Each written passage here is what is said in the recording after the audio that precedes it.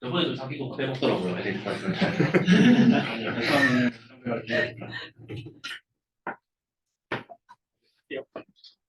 안녕하세요. 주절교수연구실 박사과정 박채원입니다. 오늘 공유드릴 논문은 스택트 GPT 제로샷 머신 제너레이티드 텍스트 디텍션 유징 프로바빌리티 퍼페추얼이고요.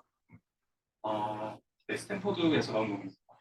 이 논문이 올해 한 1월쯤에 아카이브에 올라왔고 아직 학회에 복습되거나 그러진 않은 논문인데 그래도 이게 논문이 처음 올라올 당시에 트위터 같은 데서도 좀 화제가 많이 됐었고 나온 지 한 4달 정도 됐는데 인용수가 한 20, 30 정도로 높은 편이어서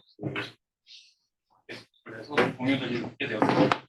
70B는 로봇 하시는 분인데 교신 조정. 이분요? 네. 네. 저는 사실 이분은 누구지 모르는데 크리스토퍼 매닝 이분이 되게 유명하신 분이셔서 신기하다. 논문 제목부터 간단하게 보면은 이제 머신 제너레이티드 텍스트 디텍션을 하는 거고, 근데 이때 제로샷으로 하는 거고, 그다음에 이 논문에서 제안한 프레임워크가 이제 스택트 GPT라는 건데, 이 스택트 GPT가 프로바빌리티 컬펙처라는 컨셉을 좀 가지고 와서 메소드를 만들어서 제공을 드렸고요. 들으시다가 좀 이해 안 되거나 질문 있으시면 편하게 질문 부탁드리겠습니다. 이제 논문 나오게 된 배경 같은 거는 최근에 GPT-3나 GPT 같은 게 글을 되게 잘 쓰잖아요. 그래서 원래 GPT-2까지만 해도 사람이랑 구분이 비교적 잘 되는 특징이 있었던 것 같은데 GPT-3 나오고부터는 딱 하나의 글만 봤을 때는 내가 모델이 맞는 건지 사람이 쓴 건지 좀 구분하기 되게 어렵다고 저는 느꼈었고 최근에 이제 수업이나 아니면 리포트, 뉴스 같은 거 쓸 때도 GPT-3 같은 거 사회적으로 이슈도 많이 되고 문제도 많이 되는데 결국 이런 걸 좀 해결하기 위해서는 어떤 하나의 글이 있을 때 얘가 이 글이 이제 모델이 쓴 건지 아니면 사람이 쓴 건지 이런 거를 자동으로 구분할 수 있는 기술이 필요한 것 같은데 마침 이런 논문이 나와서 공유드리게 되었습니다. 먼저 인트로덕션인데요.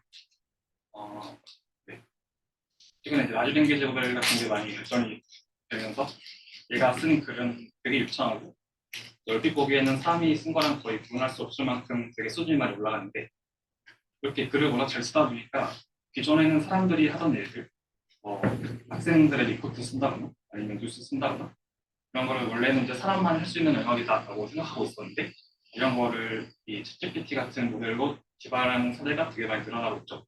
또 이게 기술 발전 측면에서는 되게 좋은데 사회적으로 봤을 때는 좀 문제가 될 수도 있습니다. 예를 들어서 우리가 수업 시간에 리포트 같은 거 쓰라고 했는데 그거를 모델 기반으로 작성한다거나 아니면은 원래 가짜뉴스 같은 거 써가지고 인용수 늘어나는 일이 많이 있었는데 이거를 직접 쓰는 게 아니라 GPT 같은 거 활용해서 좀 더 대량의 가짜뉴스가 이런 문제가 발생할 수 있고 근데 이걸 이제 사람이 보고 어느 정도 구분을 할 수 있으면 괜찮은데 결면씨 같은 사람이 한 연구에서 보면 인간 수석자들을 모아둔 다음에 사람이 쓴 50개 그리고 모델이 쓴 50개 이렇게 준 다음에 구분하라고 하면 그거를 잘 구분하지 못하는 경우가 되게 많더라고요. 그래서 자동화되고 정확한 방법으로 기계가 쓴 글을 구분할 수 있는 기술이 개발되었다고 생각해 볼 수 있습니다. 기존에도 이렇게 챗GPT나 GPT 같은 미안, 지금 마이크가 뭐로 돼 있어요? 노이즈가 조금 더 크더라고요. 이건데 이거 맞죠? 맞는 것 같은데 이거. 네 맞을 위에서 이걸로 돼 있는 거 아니에요 이거요? 이거. 네 이거 보통 저희 그래요? 크게 나와요. 이거. 네. 그래서 이제 이렇게 좀 모델이 쓴 글을 자동으로 디텍션하는 연구가 아직 기존에도 있었는데요. 그중에 좀 대표적인 거 몇 가지를 살펴보면 다음과 같습니다. 처음으로 좀 제일 간단하게 생각해 볼 수 있는 거는 저희가 사람이 쓴 글이랑 그 다음에 모델이 쓴 글 이렇게 두 가지를 모아둔 다음에 이거를 트레이닝 데이터로 활용해서 사람이 쓴 건지 모델이 쓴 건지를 구분하는 하나의 클래시파이어를 학습하는 걸 좀 생각해 볼 수 있습니다. 저희 클래시파이어 기반 디텍션의 어프로치는 장점으로는 이 클래시파이어가 학습한 도메인에서는 되게 성능이 잘 나오는 장점이 있고요. 근데 이러한 기반 기법의 단점으로는 이제 클래시파이어가 학습하지 못한 도메인, 운신 도메인에 대해서는 성능이 되게 떨어지는 장점을 가지고 있고, 만약에 클래시파이어가 한 2020년도까지 학습을 했는데 최근에 GPT 같은 게 나왔다. 그럼 어쨌든 그 제너레이션 모델에 맞춰서 새롭게 데이터를 수집하고 그 클래시파이어를 학습해야 되는 문제점을 가지고 있습니다.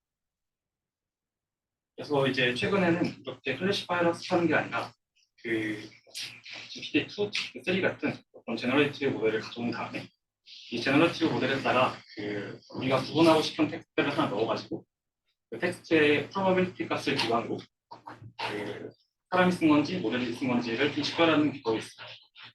여기서의 가정은 이제 그 제너레이티브 모델로 확률을 측정했을 때 그 측정 확률 값이 높을수록 그 모델이 썼을 확률이 높다라고 가정하는 거고요. 이러한 그 확률값 측정 기반 기법의 장점은 일단 별도의 추가적인 학습이 필요 없고 상대적으로 좀 쉽게 구현할 수 있고요. 근데 이러한 기법의 단점으로는 그 우리가 구분하고 싶은 글의 전체를 놓다 보니까 중에 특정 부분이 이상하다고 하는 특정 부분이 좀 모델이 쓴 것 같다. 이런 특징을 구분하지 못하는 로컬한 스트럭처를 구분하지 못하는 단점을 가지고 있습니다. 이렇게 그 확률값을 기반으로 그 구분하는 것에 대해서 좀 더 설명을 드리면 뭔가 우리가 의심스러운 그 A, B, C, D, E 이렇게 있으면 이걸 GPT 같은 것에 넣어가지고 일단 다음 단어를 다 맞추도록 한 다음에 이 각각의 확률값이 있을 텐데 이 확률값을 전부 다 더해서 평균낸 다음에 이 값이 좀 높으면은 모델이 쓴 거, 낮으면은 사람이 쓴 거 이런 식으로 평가를 하는 겁니다. 그래서 저는 이걸 처음 봤을 때 그 뭔가 확률값이 낮아야지 오히려 모델이 맞는 거고 확률값이 높으면 사람이 쓴 게 아닐까 생각했었는데 그거와 관련해서 나왔던 얘기가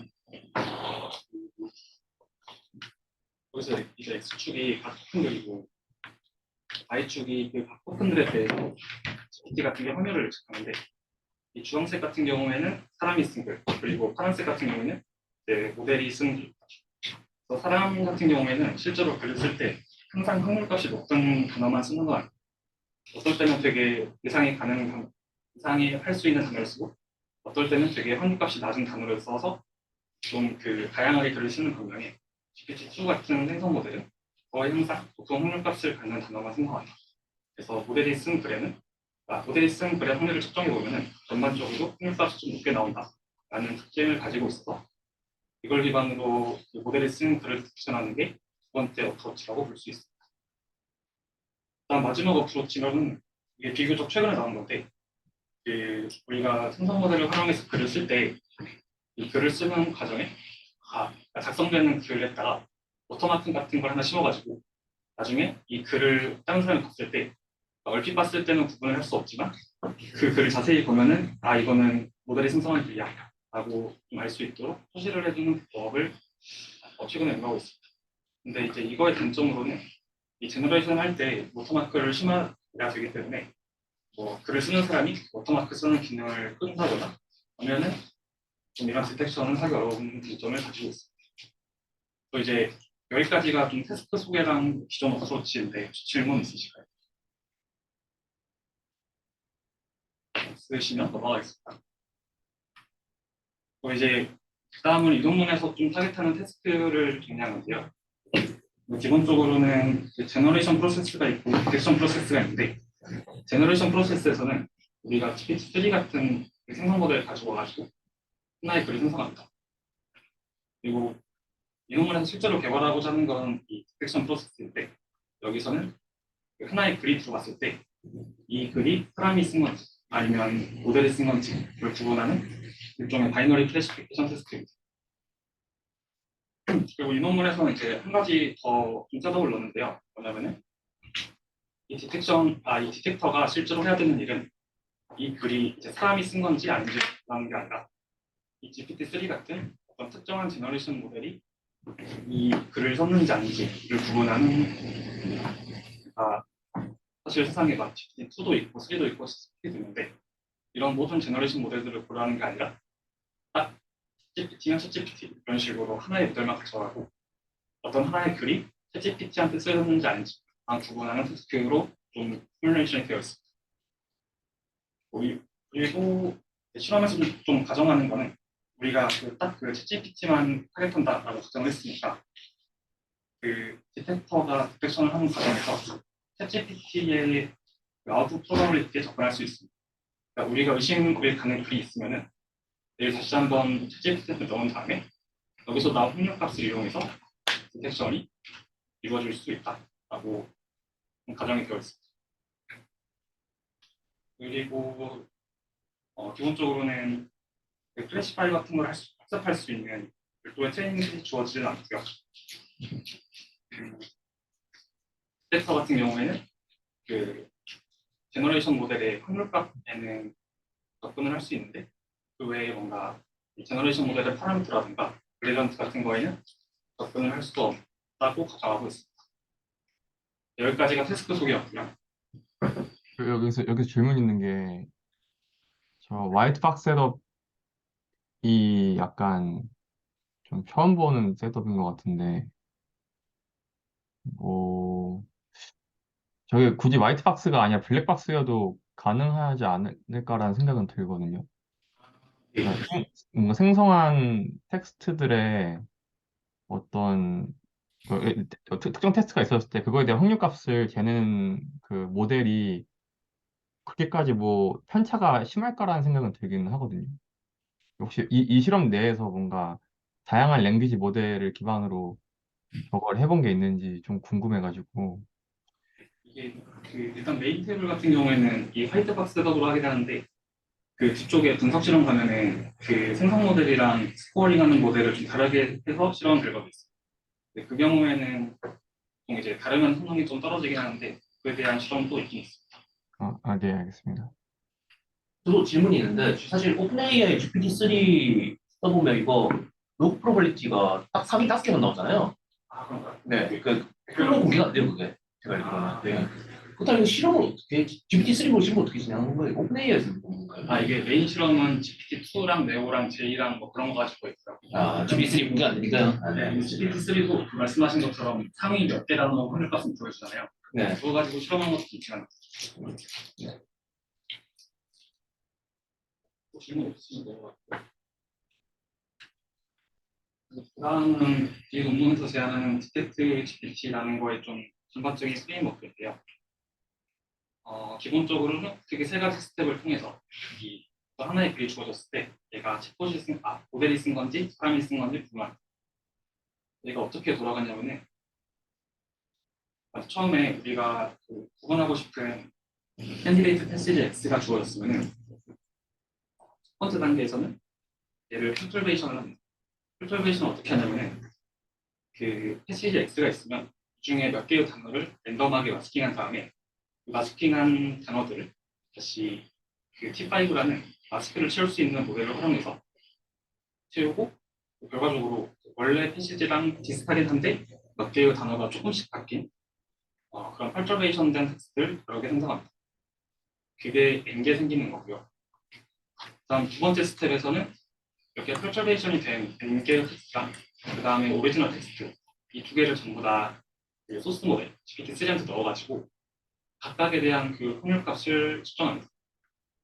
거기까지가 스코어링이고 마지막 컴페어 단계에서는 그 원래 처음에 주어졌던 캔디데이트 패시지 X랑 그 다음에 우리가 펄처베이션을 했던 그 N개의 텍스트가 있을 때 그 두 개의 확률값이 서로 얼마나 차이가 나는지 측정하고 그 원래 텍스트가 펄처베이션 된 텍스트보다 확률값이 상대적으로 좀 높다라고 하면은 이게 GPT-3 같은 모델이 생성한 텍스트다라고 좀 가정을 합니다.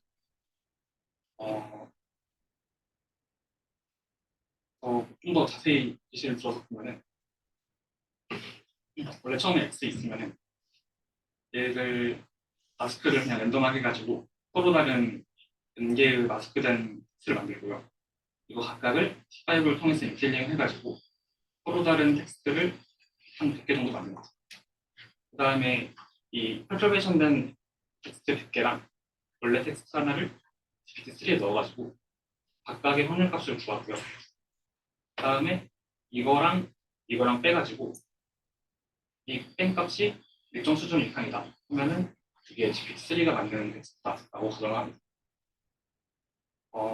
사실 그 메소드 자체는 이게 전부인데 혹시 질문 있으실까요?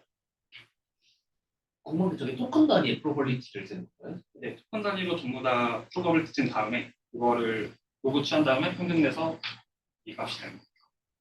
아, 그 토큰 단위 비율을 다 더해가지고 하나의 값을 만들었다는 거죠? 네.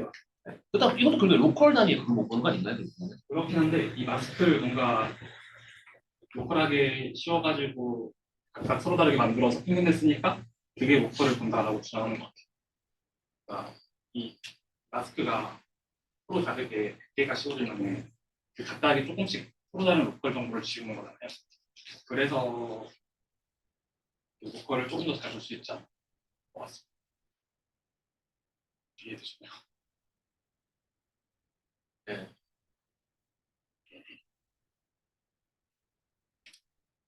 프레임워크는 이게 좀 뭐예요? 그 다음은 이제 이 저자들이 이 텍스트 GPT를 왜 이렇게 구성했는지 그 메소드에 담긴 좀 인투이션이나 히포시스 같은 거를 설명한 건데요. 기본적으로 앞서 소개드렸던 텍스트 GPT의 가정은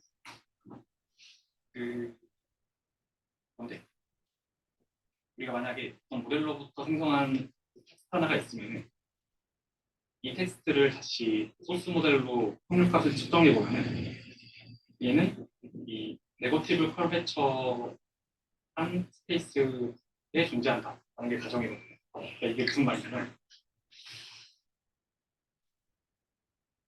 왼쪽 그림에서 여기서 x는 이제 우리가 구분하고 싶은 데이터 x가 조금씩 바뀌었을 때를 의미하고 y축은 각각의 경우에 대해서 소스 모델을 활용해서 확률값을 측정했을 때의 결과입니다. 저희 까만 게 그 각각의 확률에 대한 혹은 그 아이클류에 대한 곡선이고 왼쪽 거는 모델이 만든 텍스트, 오른쪽은 사람이 만든 텍스트에 대한 이야기인데요. 이 논문에서 가정하는 거는 그 모델이 만든 텍스트는 좀 이런 커브 위에 있어가지고 이러한 커브의 제일 위쪽에 존재해가지고 여기서 조금만 펄츄베이션을 주면은 이 텍스트의 등장 확률이 되게 급격하게 낮아진다가 이 논문에서 가정하고 있는 상황입니다. 근데 반대로 사람이 만든 텍스트를 보면은 걔는 그 라이클리후드가 좀 이렇게 생긴 곡선이 있어가지고 여기서 조금 펄츄베이션을 주면은 그 텍스트의 등장 확률이 조금 더 올라갈 수도 있고 조금 더 낮아질 수도 있다 라고 가정하고 있습니다. 그래서 이때 왼쪽이랑 오른쪽을 좀 구분할 수 있는 방법은 그 원래 텍스트에다가 조금씩 펄츄베이션을 줘서 뭐 x7.2, x7.3 이런 텍스트를 만든 다음에 이 펄츄베이션을 준 것들의 확률값을 모두 다 더해서 평균 내고 그다음에 원래 거 평균 내고 쓸 때 그 차이가 되게 크면은 모델이 생성한 거고 반대로 사람이 생성한 것 같은 경우에는 여기서 펄츄베이션을 주면 확률값이 높아질 수도 있고 낮아질 수도 있으니까 결국 펄츄베이션을 많이 준 다음에 평균 내면은 그 원래 텍스트가 있던 확률에서 크게 벗어나지 않을 것이다. 이런 가정을 가지고 이런 메소드를 제안했습니다. 네, 메소드의 하이퍼시스는 이게 정도고요. 그래서 앞서 보여드렸던 그 디텍트 GPT에서 나온 스코어를 좀 식으로 적은 게 이렇게 생겼고 그것도 그냥 앞서 본 것처럼 원래 텍스트의 등장 확률에다가 그 텍스트를 여러 번 펄터베이션 해가지고 각각의 스틸레를 만든 다음에 A의 확률을 구해서 평균 내고 이 두 개의 차이, 그러니까 이 디스트리뷰션 스코어가 크면 클수록 모델이 만들어서 확률이 높다라고 가정하는 거거든요. 혹시 이거 다 이해되시나요? 질문 있으시면 부탁드리겠습니다. 네, 질문이 있는데 사실 왼쪽 그림 나오려면 사실 디코딩 할 때 그리디 디코딩 해야지 왼쪽 그림 나오잖아요, 사실. 그렇죠. 네, 그 뉴클리어 샘플링이라든가 샘플링 들어가면 왼쪽 그림이 안 나오잖아요. 근데 그렇다면 어떻게 되는 거죠? 이런 경우에는? 그게 좀 궁금했었는데 연논문에서 저는 그 질문을 제가 잘 이해를 못했는데 질문을 좀 풀어서 설명해 주시죠. 뭐말그 발표자 설명. 제가 생각했을 때 후보님이 질문하신 거는 그런 것 같아요. 그 X1이 주어졌을 때 다시 X2를 만들어야 되잖아요. 넣어가지고 X2는 단어인가요? 네, 단어. 그래서 이 단어를 만들려면은 일단은 전체 포켓 스페이스만큼의 포켓 사이즈만큼의 벡터가 있고 각각에 대해서 흥미 나오겠죠.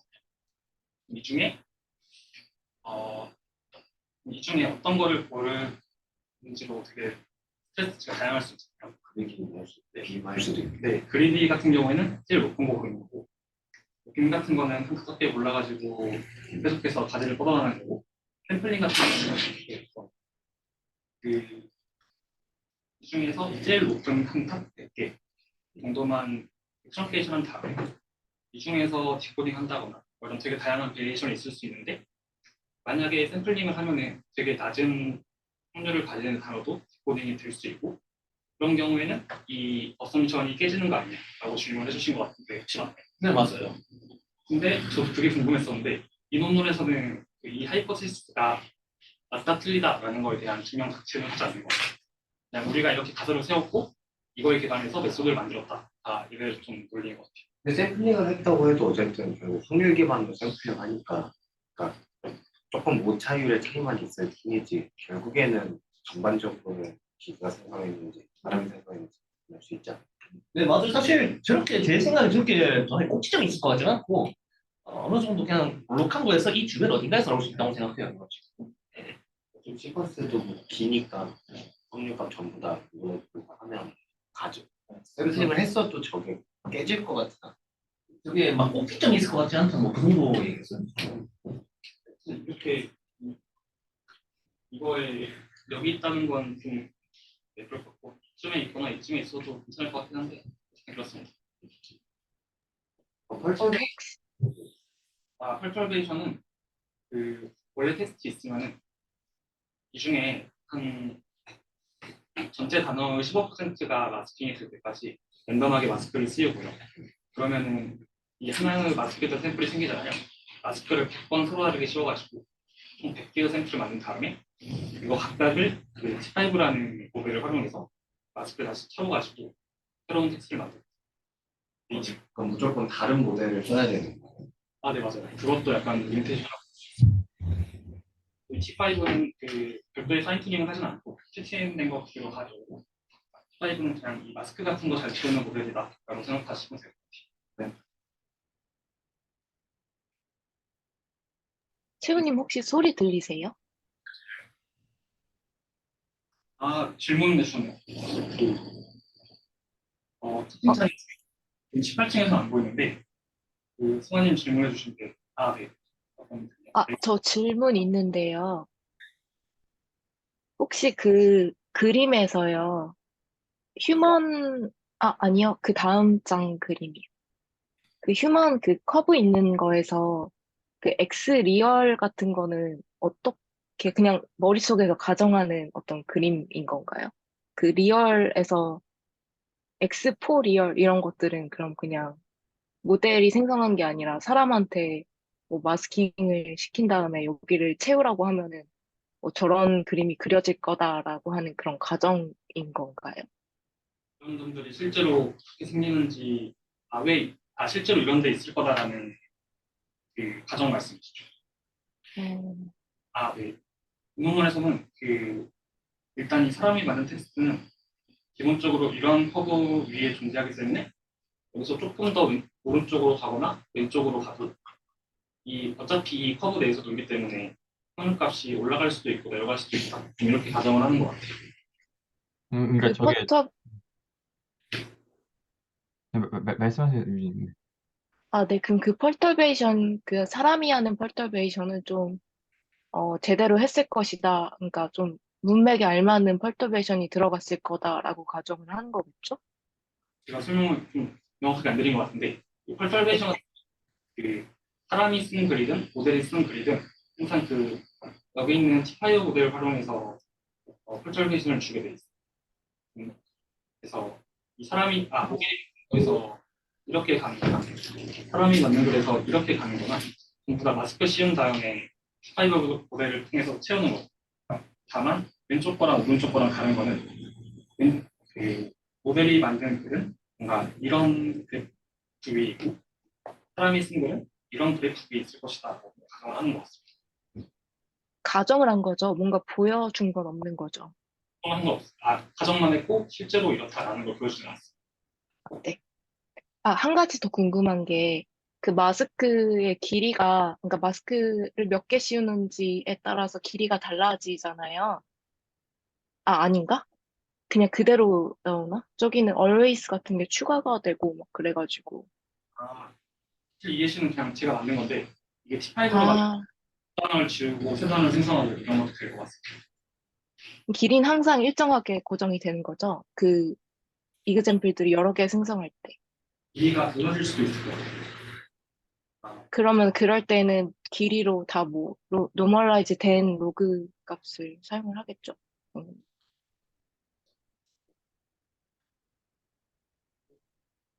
개인적으로 생각했던 거는 아까 질문해 주신 것처럼 이 모델이 쓴 글은 이렇게 생겼고 사람이 쓴 글은 뭐 이런 글의 기회이 있다라는 가정을 좀 뒷받침해주는 기존 연구가 이런 결과가 어쨌든 전에도 있었습니다. 이런 게 사람이 쓴 글이랑 모델이 쓴 글이랑 그 확률 분포를 보면은 차이가 있다라는 가정에 기반해서 이런 걸 생각해 볼 수도 있지 않을까 싶습니다. 네, 감사합니다. 또 궁금한 게 사실 저렇게 생각하면 피휴먼이 굳이 휴먼이 필요 없고 그냥 단 모델이어도 되는 거잖아요, 사실. 네. 네. GP3에서 왼쪽 클리핑이 나왔으면 사실 오른쪽에서도 지금 또 다른 모델 팜이라든가 이런 모델에서 오른쪽 팜이라든 모델이 왼쪽도 만들 수 있고 오른쪽도 나올 수 있잖아요, 사실. 네. 일단 뭐 사실 다른 모델 쓰면 전혀 안 될 수도 있겠네요, 이게 이론상으로. 이론적인 건잘 알았는데 이 실험 결과 보면은 그 생성한 거랑 스코어링한 거랑 모델이 달라지면은 성능이 떨어지긴 하죠. 네, 그렇겠죠. 더 질문 있으실까요?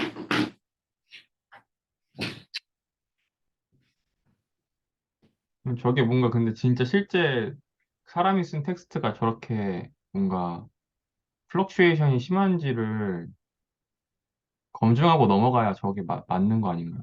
제가 잘못 이해하고 있는 건가? 저도 뭔가 그런 거 같다고 생각을 했는데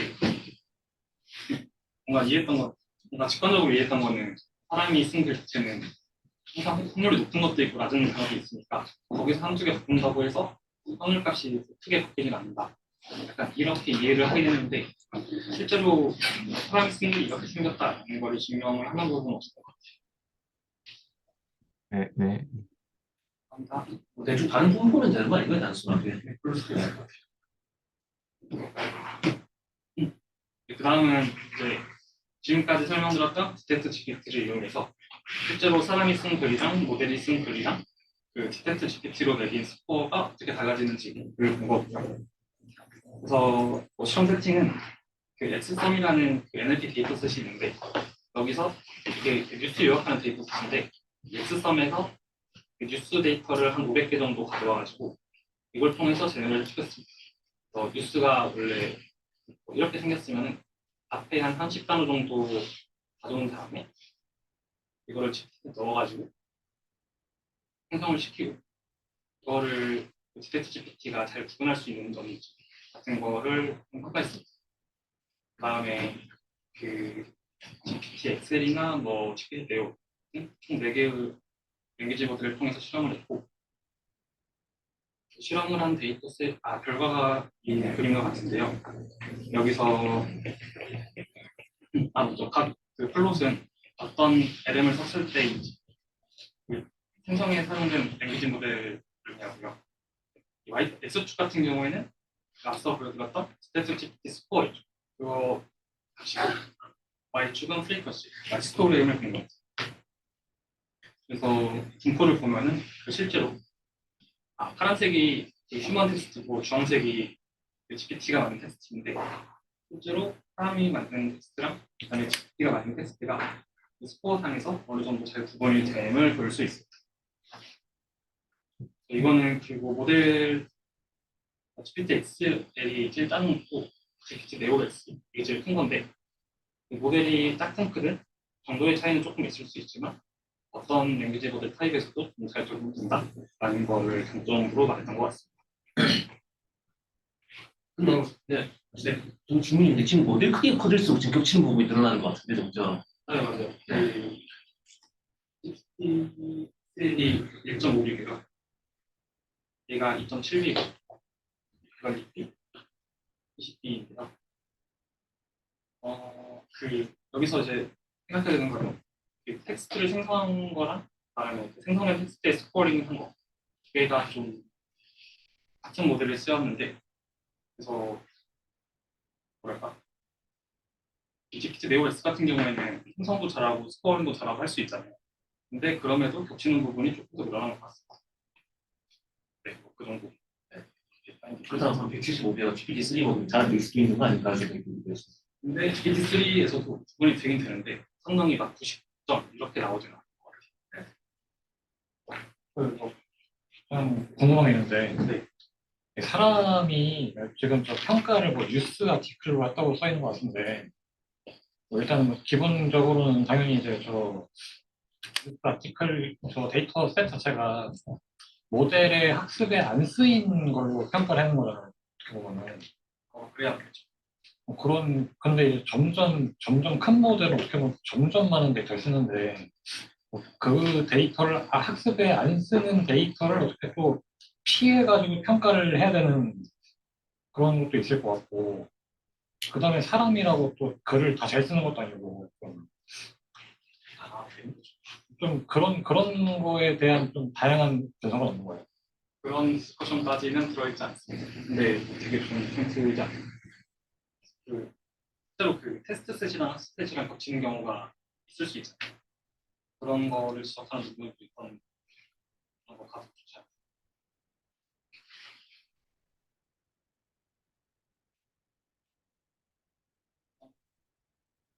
그리고 이 논문에서도 뭐 실제로 그렇게 데이터셋, 필체인 때 쓴 데이터를 빼고 실험했다거나 그런 해석이 나와 있지 않아요.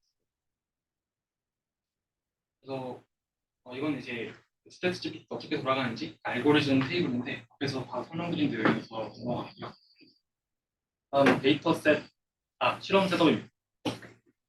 여기서는 총 6개의 데이터셋을 활용해서 실험을 했는데 기본적으로는 X선은 뉴스 데이터, 스쿼드는 위키피디아, 뉴스 이런 데이터셋이고 라이팅 프롬프트는 좀 동화 같은 것 혹은 사용성이 필요한 라이팅에서 사용할 수 있는 데이터셋이고 홈메드 같은 경우에는 그 요약 뉴스 같은 거 그거 논문이 좀 포함되어 있는 거고 WNT 16 같은 경우에는 그 영어랑 독일어의 뉴스 아티클을 가지고 있습니다.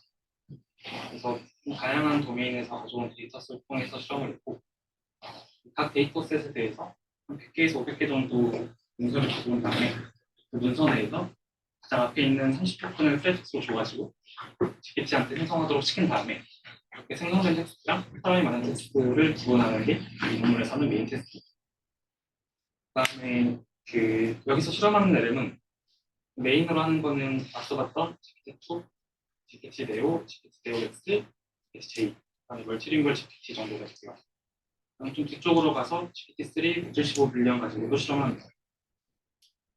그리고 실험할 때 사람이 쓴 텍스트랑 머신이 쓴 텍스트랑 각각 동일한 수만큼 가져온 다음에 실험을 하고 평가 매트릭은 AUROC를 사용합니다. 앞에서 봤던 것처럼 디스트리뷰션이 이렇게 쭉 나오면은 이렇게 점점 스레시홀드를 준 다음에 스레시홀드를 줘서 AUROC를 준 다음에 그거 기반으로 매트릭 스테이션 모델들의 성능을 평가한다라고 볼 수 있습니다. 그 다음은 베이스라인들인데요. 베이스라인 대부분 맨 처음에 프리비어스 어프로치 설명드릴 때 두 번째 말씀드렸던 그 제로샷으로 프로바빌리티 재가지고 스페셜하는 거 그것들의 좀 베리에이션으로 구성되어 있습니다.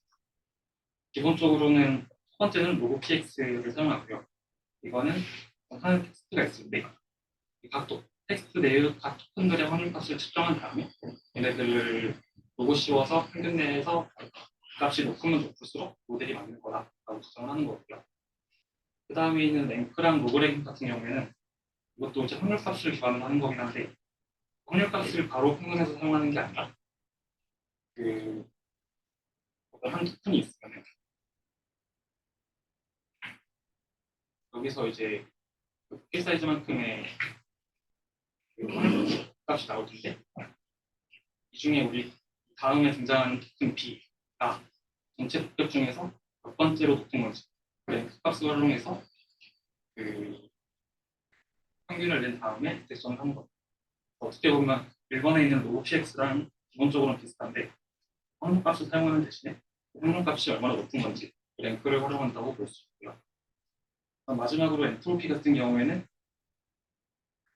그 모델이 한 토큰을 예측했을 때 그 도켓 사이즈만큼의 확률값이 나오는데 이 확률값이 엔트로피가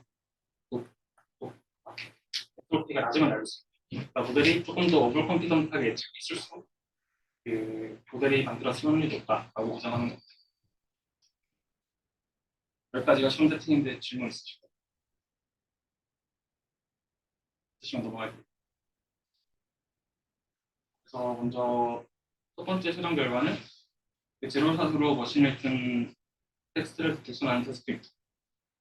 글씨가 좀 작은데 테이블이 이렇게 있고요. 여기서 테이블의 각 컬럼은 그 데이터 셋이고 거기서 더 작은 컬럼은 아까 그 제너레이션이랑 스코어링을 했던 그 모델 그다음에 X축은 앞서 소개드린 베이스라인이고 이 D2 같은 경우에는 디텍트 GPT랑 그다음에 각 컬럼에서 제일 성능이 높았던 베이스라인과의 차이고요.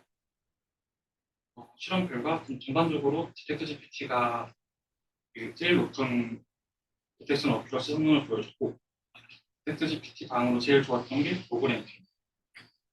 그리고 우리가 좀 평소에 많이 사용하는 그러니까 제너레이션 모델의 포타메트릭스에서 많이 사용하는 PX 같은 경우에는 상대적으로 성능이 좀 낮은 경향성을 보였습니다. 메인 실험에서 그냥 디텍트 GPT가 전반적으로 제일 좋았다. 이거를 좀 강조하고 있습니다. 다음으로는 그 슈퍼바이즈드 디텍션 모델과 성능 비교를 하는데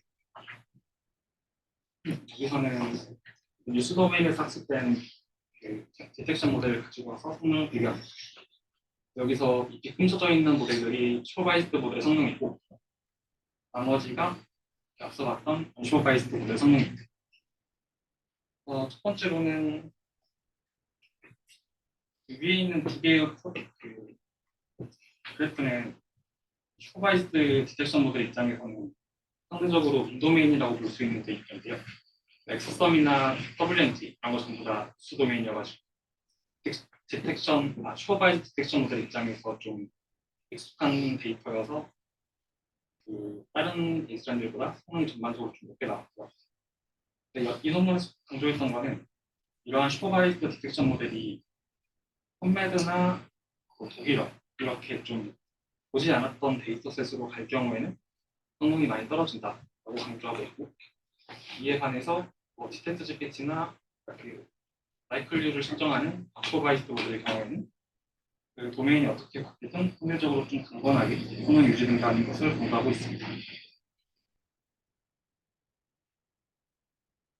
다음으로는 여기까지는 그 GPT-2 계열 리미트를 사용해서 좀 실험을 했었는데 여기서는 GPT-3 가지고 성능을 측정해보고 여기서는 로보타 베이스랑 로보타 라지는 그 수도메인에서 슈퍼바이즈드가 학습된 디텍션 모델이고 로브 PX나 디텍트 GPT 같은 경우에는 GPT-3의 API를 이용해서 확률값을 얻은 다음에 그거 기반으로 디텍션을 한 거고요. 이 경우에는 엑스썸이랑 라이팅 좀 같은 경우에는 슈퍼바이즈드 모델이 상대적으로 작고 그다음에 펀메드처럼 그 상대적으로 좀 보지 않은 데이터셋으로 갈 경우에는 슈퍼바이즈드 모델의 성능이 많이 떨어지는데 이 논문에서 제안한 디텍트 같은 경우는 성능이 좀 상대적으로 잘 나오더라 뭐 이런 거를 말하고 있습니다. 궁금한 게 있는데요. 네. 이거 상위 5개밖에 못 보는데 어떻게 된 거지 이거? 네, 전 탑 100개로 알고 있었는데 다 뺏긴 거야? 그러면은 5개. 아마 그 100개 안에 들어있지 않을까 싶었는데 5개라면은 그걸 어떻게 됐는지 잘 모르겠어요. 아니 뭐 5개여가지고 이 성능이 좀 떨어질 수도 있어요. 네.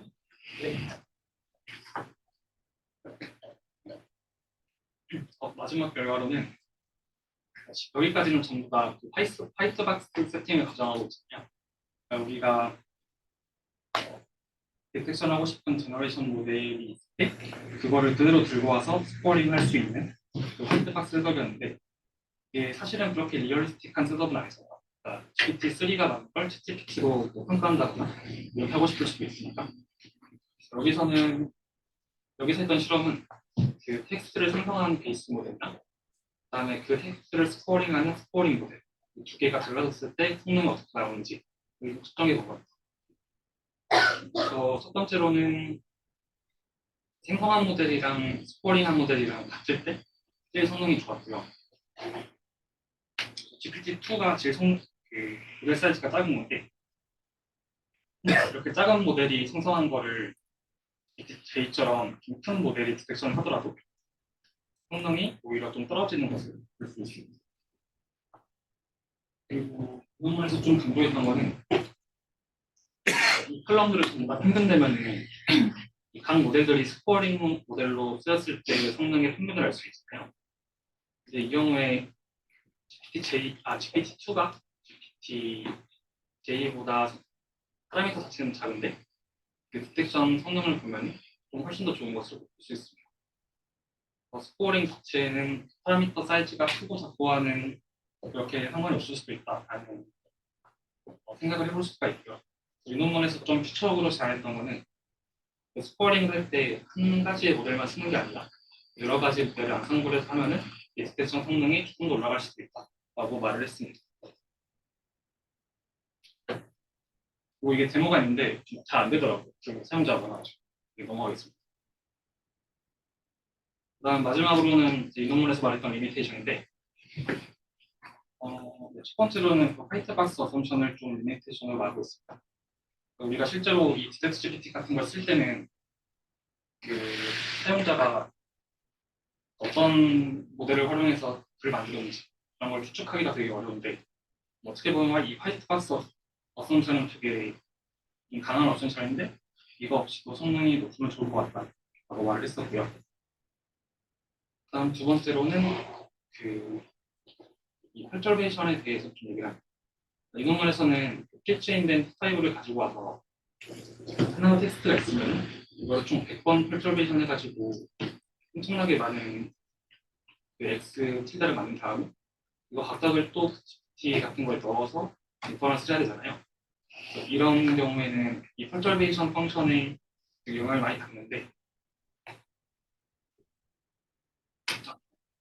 T5 같은 게 좀 보지 못한 도메인으로 가면은 성능이 떨어질 수 있다고 얘기를 했고 그다음 마지막으로는 컴퓨테이셔널 오버헤드에 대해서 얘기합니다. 이 같은 경우에는 방금 말씀드렸던 것처럼 그 하나의 X를 총 100번 퍼저베이션해서 tilda를 100개 만들고 얘를 또 GPT 같은 거 넣어가지고 스코어를 뽑아야 되는데 이 프로세스 자체가 되게 오버헤드가 크기 때문에 이거를 좀 더 가볍게 할 수 있는 메소드가 나오면 좋을 것 같다라고 얘기를 했습니다. 준비한 내용은 여기까지인데 혹시 질문 있으실까요? 한 가지 질문이 있는데 그 퍼터베이션 할 때 마스크 채울 때 T5를 쓰는데 그 T5를 쓰는 이유에 대해서 혹시 써 있는 게 있어요? 여기서는 그렇게 큰 이유가 적혀있진 않았고요. T5보다도 그냥 T5 라진가 더 큰 거를 그냥 PGM된 거 그대로 가져와서 사용하는 아마 그냥 가져와서 마스크 채우는 모델 중에 전문적으로 쓰이는 걸 근데 화이트박스 옵션이 너무 임프래티컬하게 가져가니까 그런 거 같긴 사실 수업 학교 같은 데서 시점한테 치면 학생이 어쩌는지 알 수 없잖아요. 되게 큰 어썸션이긴 한데 그래서 그거에 대한 방어로서 이런 실험도 하고 다음에 안사물 같은 거는 조금 더 좋아질 수 있다 이런 얘기를 한 게 아닐까. 또 하나 궁금한 게 있는데 사실 이게 앞쪽 프롬프트 뭘 주냐에 따라서 뒤쪽 프롬프트가 바뀌잖아요, 사실. 네. 사실 GPT도 앞쪽에 프롬프트 뭘 적은지도 알 수 없는데 뒤에 있는 걸로 평가한다면 이게 돌아가는지에 대해서 의문이 네. 혹시 그런 게 있을까요? 사실 프롬프트 자체가 펄터베이션이 될 수 있잖아요. 네. 그런 사람이 들어오는 프롬프트 네, 말씀이에요. 앞쪽에 들어가는 프롬프트가. 이 생성할 때 컨디션으로 들어가는 네. 그렇죠. 여기서는 그 30토큰이라고 그냥 의미를 결정한 것 같긴 한데 이거 개수를 바꾸거나 하는 실험은 아마 없었던 것 같습니다.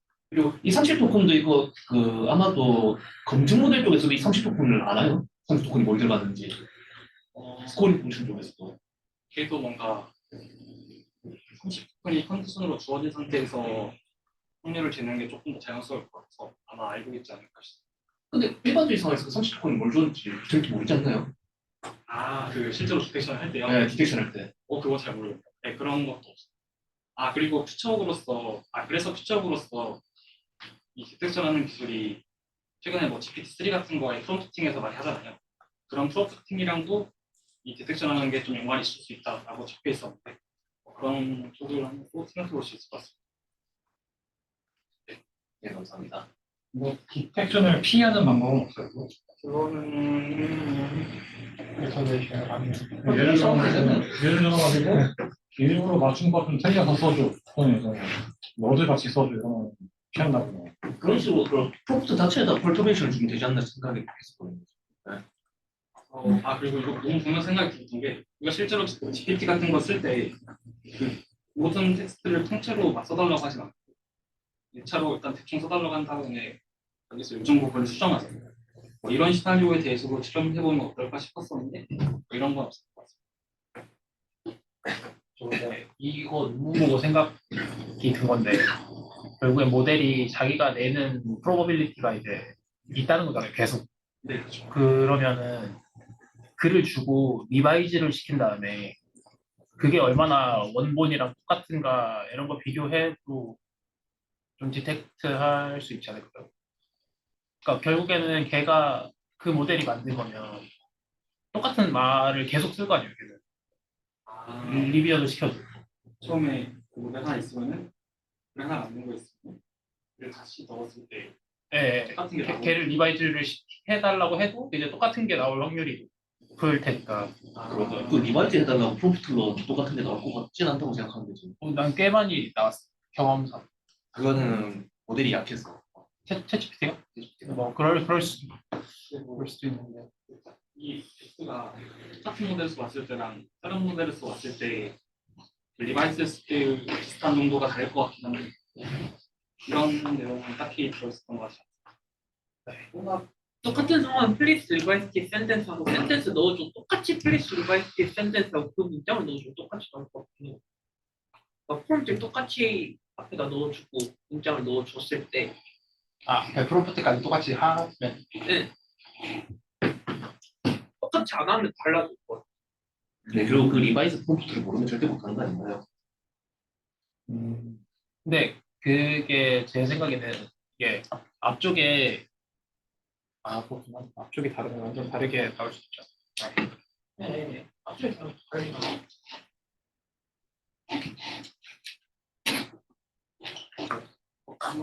시간 넣도록 하겠습니다. 감사합니다.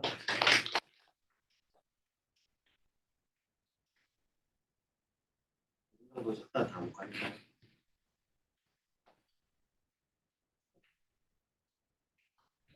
바드 써보시면 돼요. 바드는. 바드는 써보세요. 관원 썼어. 난 태희님이 좀 그런 다른 계열의 모델을 많이 쓰는데 마드가 인프라스트럭처 때 달라? 다들 이제 최근에 나온 그 뭐냐 최근에 나온 모델이 결합돼 있거든. 그게 근데 GPT-4보다 성능이 더 좋은 걸로 알아. 패스웨이 버전 3. 성능이 중요한 게 아니라 그게 중요하잖아. 체감.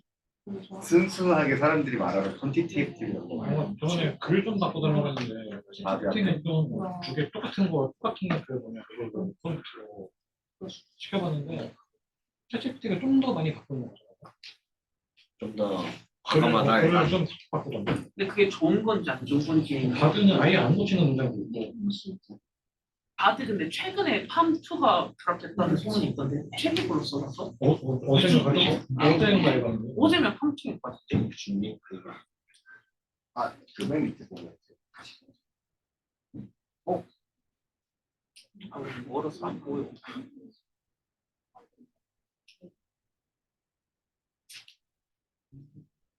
한번 다투어 어떻게 들어가냐. 형이 올린 링크로 들어 좋은 것 같은데 나도 안 보여가지고 그 링크로 보고 있어. 대비한 공개방인데 난 맨 끝에 올린 링크. 그 최현님 멘트 뒤에 그래서 안 보여가지고 나도 이거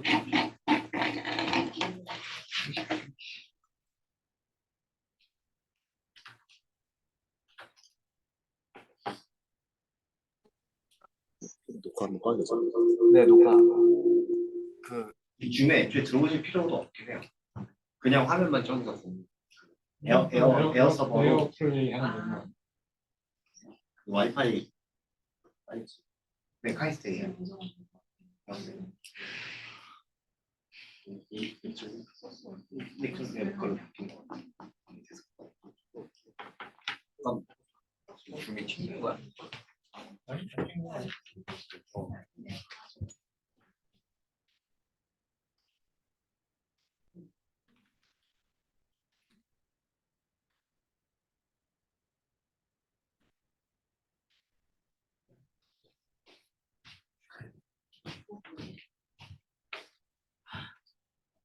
문제가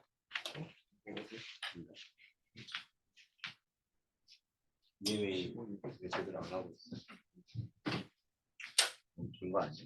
이거 동작이 빠지면 자르는 게 좋은 거죠. 그 전에 한 번 더 EMA 안 돼? 딱 그 중간 라스트 샷. 수완이 안 틀리고 있어. 30mm면 된대.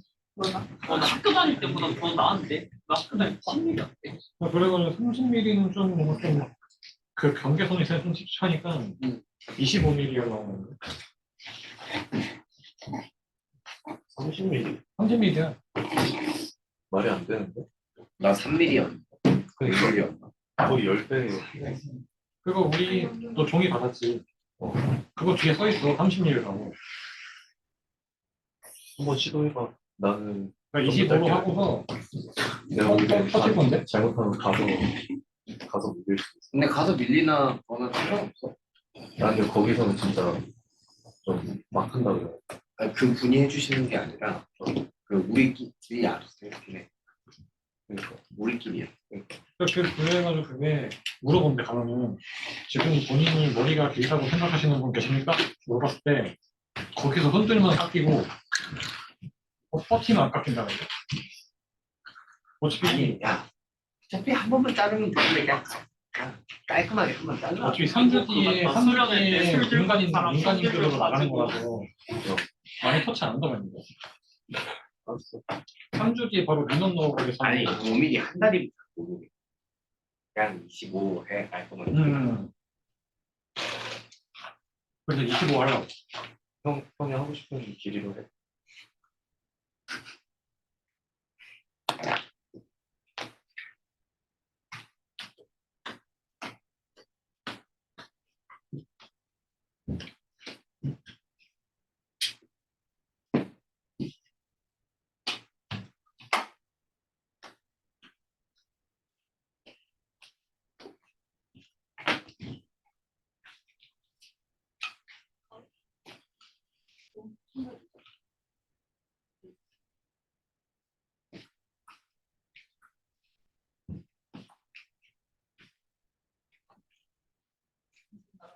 시작할 수 있어.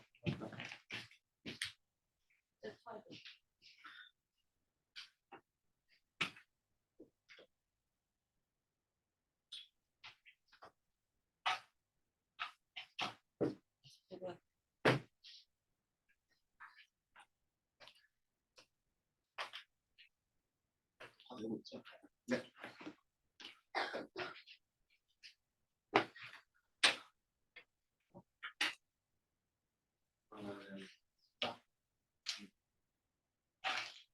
제가 오늘 발표드릴 논문은 리마 Less is More for Alignment라는 논문이고요. 이거는 아카이브 올라온 지 일주일쯤밖에 안 돼서 사실 분석이랑 실험 이런 결과들이 좀 부족하긴 한데 일단 메타 AI에서 그 라마를 쓴 논문이라서 좀 주목을 많이 받고 있는 논문이라서 들고 오게 됐고 이제 이 논문으로 말씀드린 것 같은 이제 라마의 그 65기 파라미터 모델을 활용을 해서 1000개의 데이터로만 이제 학습을 했더니 이제 GPT-4 성능급이 나왔다. 뭐 얘기를 하는데 사실 주장은 조금 과장된 면이 없지 않아 있긴 한데 아무튼 뭐 라마 모델을 저희가 오픈 소스로 활용을 할 수가 있고 데이터 큐레이션도 사실 1000개 정도면은 연구실 해볼 수 있지 않을까라는 생각이 저는 들고 있습니다. 그래서 일단 모티베이션은 다른 것 같은데요. 보통 그 라지 랭귀지 모델이라고 하면은 두 가지 스테이지로 나뉘게 되는데 첫 번째는 이제 프리트레이닝을 거쳐서 이제 제너럴 퍼포스 아닌 일반화된 어떤 텍스트 레프레젠테이션을 배우게 되는데요. 이 부분은 이제 저희 어떻게 뭐 저희가 할 수 있는 건 아니고 보통 기업들이 만들거나 혹은 이제 컴퓨테이션을 많이 할 수 있는 쪽에서 이렇게 만들게 되고 그다음에 이제 NLP 쪽에서 이제 좀 많이 활용되고 있는 트렌드 중 하나가 인스트럭션 튜닝이랑 리인포스먼트 러닝인데 이제 이런 거 같은 경우는 기존에 있던 프리트레이닝 모델을 가져와서 써가지고 이제 엔드 태스크라든지 혹은 이제 그 유저의 취향에 맞게 유저의 프레퍼런스에 맞게 이제 얼라인을 하는 형태로 쓰게 됩니다. 그래서 이제 현재 그 얼라이먼트 메소드 중에서는 이제 보통 이제 컴퓨테이션이라든지 혹은 데이터 같은 게 되게 많이 중요해가지고 이제 그런 것들을 지금 공개도 안 하고 있고 GPT-4 같은 경우도 이제 얼마큼 학습을 했는지 혹은 어떤 데이터를 썼는지도 공개를 안 하고 있기 때문에 이제 우리가 이런 GPT 레벨 성능급을 내기에는 뭔가 좀 많이 부족한 면이 있고 이제 또 뭔가 플란팜이나 이제 다른 뭐 공개된 어떤 그런 그 데이터 정보들이 공개된 것들 보면은 이제 플란팜 같은 경우는 이제 뭐 1800개의 태스크에 대한 어떤 데이터를 활용을 했고 뭐 최근에도 나왔던 오픈 어시스턴트라는 모델은 그 엄청나게 방대한 그 대화 데이터를 활용을 했고요. 그리고 이제 인스트럭트 GPT 같은 경우도 이제 보시면 이제 한 10,000개에서 몇만 개 정도 되는 트레이닝 프롬프트를 활용을 했기 때문에 어쨌든 지금 현재 있는 얼라이먼트 하는 그 메소드들은 좀 많은 컴퓨테이션이랑 데이터가 좀 요구되고 있다. 그래서 이제 여기서 어떤 모티베이션이 되는 질문이 이제 우리가 그 정도로 많은 컴퓨테이션이랑 데이터가 필요한가에 대해서 질문을 하게 됐고 이제 그 LLM을 얼라인 한다는 뜻은 이제 어떻게 보면 그냥 그 유저의 어떤 입맛에 맞게 유저의 프레퍼런스에 맞게 잘 제너레이션 하고 있냐 라고 이제 생각해 주시면 될 것 같습니다. 그래서 이 논문에서 주장하는 것은 이제 이 리마라는 모델을 제안을 하는데요. 이제 리마도 제가 그 동물 이름인 줄 알았는데 동물은 아니고 어떤 지역 이름이더라고요. 어쨌든 라마랑 비슷한 이름을 가지고 있고 리마의 뜻은 이제 less is more for alignment라는 약자가 되고 이제 인스트럭션 파인 튜닝을 하는데 이제 이 저자들이 이제 1000개의 데이터를 모은다. 그리고 모았을 때 이제 그 RLHF라든지 그런 강화학습은 전혀 들어가지 않았는데 성능이 꽤 괜찮게 나왔다라고 주장한 논문입니다. 그래서 이 저자들이 이제 주장하는 어떤 가설이 있는데 이제 superficial alignment hypothesis라고 해서 이제 모델의 대부분의 지식은 이제 보통 그냥 프리트레이닝에서 이루어지고 있고 사실상 이 얼라이먼트라고 하는 것은 그 모델이 이제 뱉는 어떤 아웃풋을 어떤 포맷으로 뱉는지를 이제 하는 거기 때문에 그 정도로 많은 데이터가 필요하지 않다라고 이제 가설을 세우게 됩니다. 네, 그래서 이 가설이 맞다고 하면은 이 얼라이먼트라는 것은 결국에는 이 스타일을 배우는 것이고 이 스타일을 배우는 것이라면은 이제 데이터가 적은 양으로도 뭔가 ChatGPT랑 비슷하게 이제 그럴듯한 어떤 사람의 말을 이제 할 수 있다. 이런 가설을 세우게 됩니다. 네, 그래서 이제 이 얼라이먼트 데이터가 어떻게 구성이 되어 있냐? 이제 살펴보면요. 이제 Q&A 웹사이트 이제 저희가 흔히 아는 스택 익스체인지랑 위키하우 그리고 이제 레딧을 활용을 하는데 스택 익스체인지 같은 경우 이제 뭐 그 테이블을 보시면 이제 스템이랑 어더이라고 나온 게 있는데 스템 같은 경우 이제 저희가 뭐 아는 프로그래밍이라든지 그런 과학 쪽 그런 쪽으로 이제 거기서 200개 정도를 뽑게 되고 어덜이라고 하면 이제 그냥 이제 스템에 해당하지 않는 다른 모든 그런 카테고리에서 또 200개를 뽑게 되고요. 그다음에 이제 이 위키하우라는 웹사이트에서 200개 뽑게 되고 그리고 이제 레딧 같은 경우는 굉장히 필터링이 잘 안 될 수가 있기 때문에 이제 이 푸시 시프트라는 곳에서 이제 좀 정제한 데이터를 활용을 하게 됩니다. 거기서도 이제 150개 정도 가져오게 되고 그래서 이 Q&A 웹사이트에서 총 750개를 가져오게 되고 그 다음에 여기서 좀 흥미로웠던 게 이제 저자들이 직접 250개를 만들게 되는데요. 이제 이건 또 뒤에서 설명을 드리겠습니다. 그래서 결국 트레이닝에서 쓰이는 데이터는 1000개고 이제 디벨롭먼트에서 쓰는 거는 50개밖에 안 되고요. 그 테스트에서는 300개 정도 활용을 하게 됩니다. 네, 그래서 이 스택 익스체인지에서는 어떻게 샘플링을 하냐 봤을 때 이제 먼저 스택 익스체인지가 이제 보통 179개의 익스체인지 웹사이트로 구성이 되어 있거든요. 그래서 거기서 이제 저자들의 어떤 기준으로 스템 카테고리 75개 그리고 99개의 다른 카테고리를 나누고 그다음에 나머지 5개의 이제 필요 없는 그 저자들 기준으로 뭔가 필요 없는 5개의 어떤 그런 토픽들을 제외를 합니다.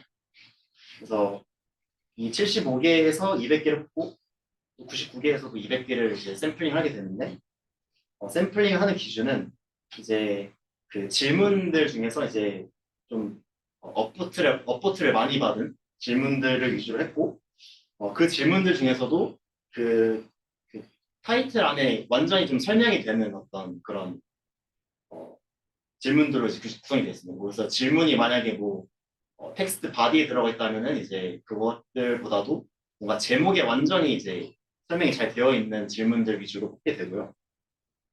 그리고 그 질문들에 대한 어떤 리스폰스를 그 질문에 이제 탑 앤서를 가지고 이제 그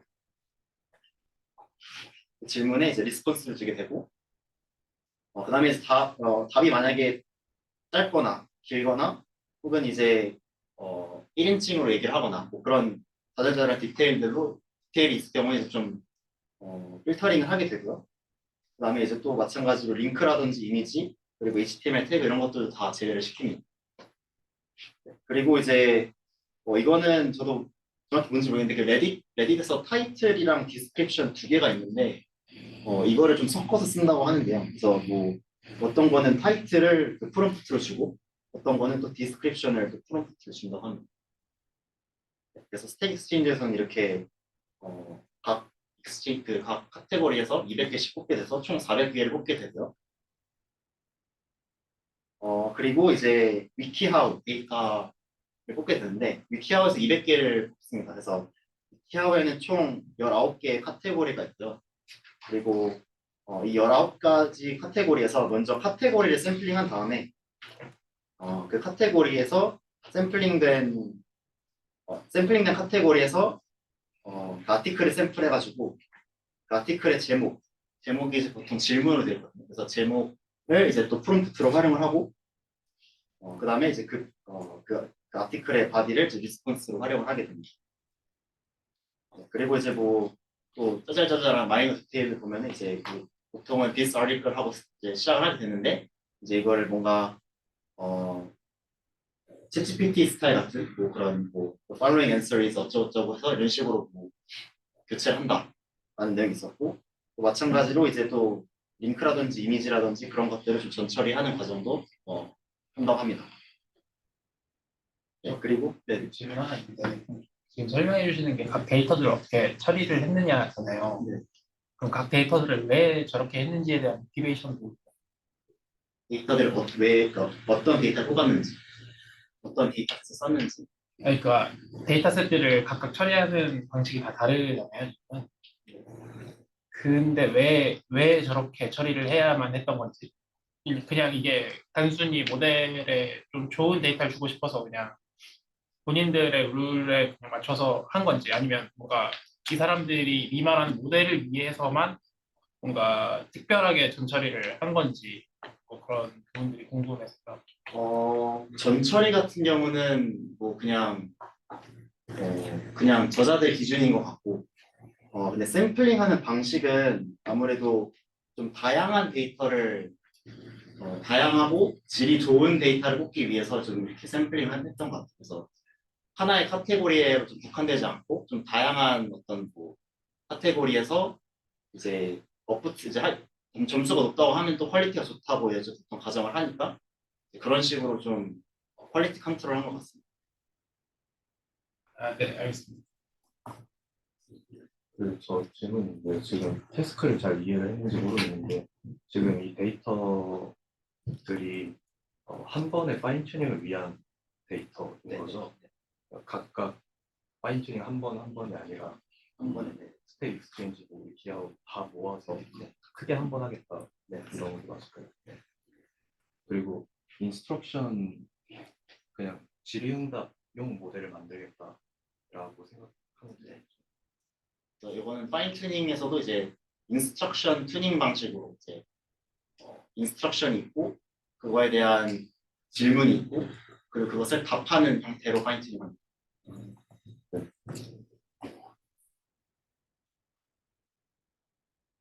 그래서 이하까지 있었고, 그다음에 레딧 같은 경우는 이제 보통 우리가 레딧을 볼 때는 요새 좀 레딧이 좀 우리 어떤 그 자료 조사라기보다도 좀 재밌는 밈들 찾는 그런 웹사이트로 좀 바뀌고 있기 때문에 여기서는 그런 것들을 좀 안 하고자 이제 그 두 가지 서브렛 서브레딧을 활용하게 되는데 이제 에스크레딧이랑 라이팅 프롬프트 서브레딧을 활용하게 되는데요.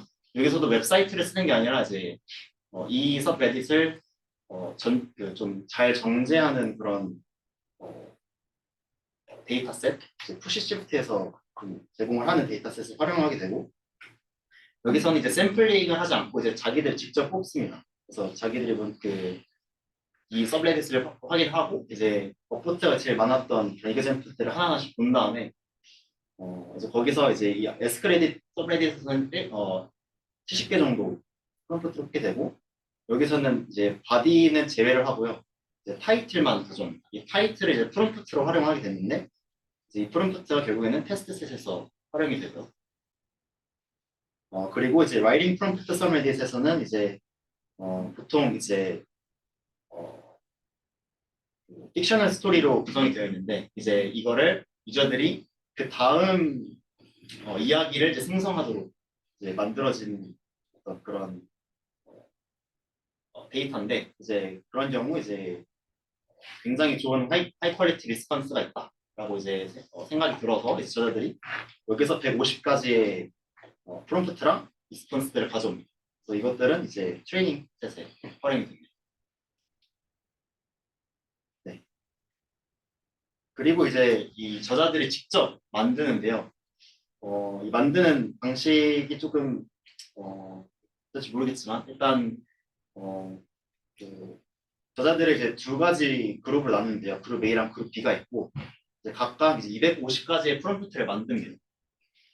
만드는데 뭐 어떻게 만들었는지 잘 모르겠는데 그냥 뭐 여러 가지 챗GPT 같은데 질문하고 싶은 그런 질문들을 자신들이 퀄리티 좋게 프롬프트를 만들고 이제 200가지의 그룹 A에서 만든 200가지 프롬프트를 이제 트레이닝해서 쓰게 되고요. 그리고 그 중에 나머지 50개를 이제 밸리데이션에서 활용을 하게 되고요. 그 다음에 이제 그룹 B에서도 250개를 만들었는데 그중 20개는 버리고 나머지 230개를 테스트 셋에서 활용합니다. 그리고 이제 그 그룹 A에서 그 트레이닝 데이터로 쓰이는 200가지 프롬프트를 이제 본인들이 직접 어노테이션을 하는데 이제 이거를 뭔가 좀 어떤 기준으로 어떻게 하는지는 잘 모르겠는데 이제 그 유니폼한 톤을 가지고 뭔가 답을 먼저 질문을 먼저 약간 어크놀러지를 하고 이제 답을 한다. 그래서 예를 들면은 이제 뭐 오믈렛은 어떻게 만들어라고 했을 때 뭐 질문에 대한 어떤 어크놀러지먼트, 오믈렛을 만드는 방법은 뭐 다음과 같은데 하면서 이제 그 질문을 한번 반복하는 것 같아요. 그래서 반복을 하고 그 다음에 답을 주는 형태로 뭔가 그 리스폰스를 구성한 것 같습니다. 그래서 이렇게 했을 때 뭔가 모델의 성능이 더 오르는 것 같다라고 이제 좀 얘기를 하는 것 같고, 이제 이게 약간 좀 저희가 저번에 봤던 그 체인 오브 థot의 어떤 그런 방식이랑 비슷하게 그 모델이 좀 더 그 생각의 흐름에 맞게 이제 얼라인 해주는 그런 형태로 좀 구성이 되는 것 같다 해가지고 그런 식으로 이제 리스폰스를 구성하게 되고요. 그리고 이제 그 200가지 중에서 13가지가 톡식하거나 혹은 이제 좀 멜레블런트한 그런 프롬프트로 구성이 되어 있는데, 이제 이런 경우 이제 이 리스폰스로 이제 어떻게 그 리젝트 하는지도 좀 뭔가 슈퍼비전을 주고 싶어가지고 이제 그런 톡식한 프롬프트가 들어왔을 때 이제 챗GPT가 약간 그런 답을 이제 처리를 막았듯이 그런 식으로 이제 이런 식으로 리젝션 하는 방법도 이렇게 슈퍼비전을 줍니다. 그렇게 하고 이제 마지막 데이터는요, 이제 슈퍼내추럴 인스트럭션이라는 데이터인데, 이제 이거는 그 다른 논문인데 이제 보통 인스트럭션 튜닝을 할 때 이 데이터를 많이 활용하게 되는데요. 이제 다른 인스트럭션 데이터 저희가 저번에 봤었던 뭐 플란이라든지 혹은 피제르에서 썼던 그런 데이터셋이랑 다르게 엄청나게 많은 태스크가 있습니다. 그래서 여기서는 1600개 이상의 태스크들로 구성이 되어 있는 데이터셋이고요.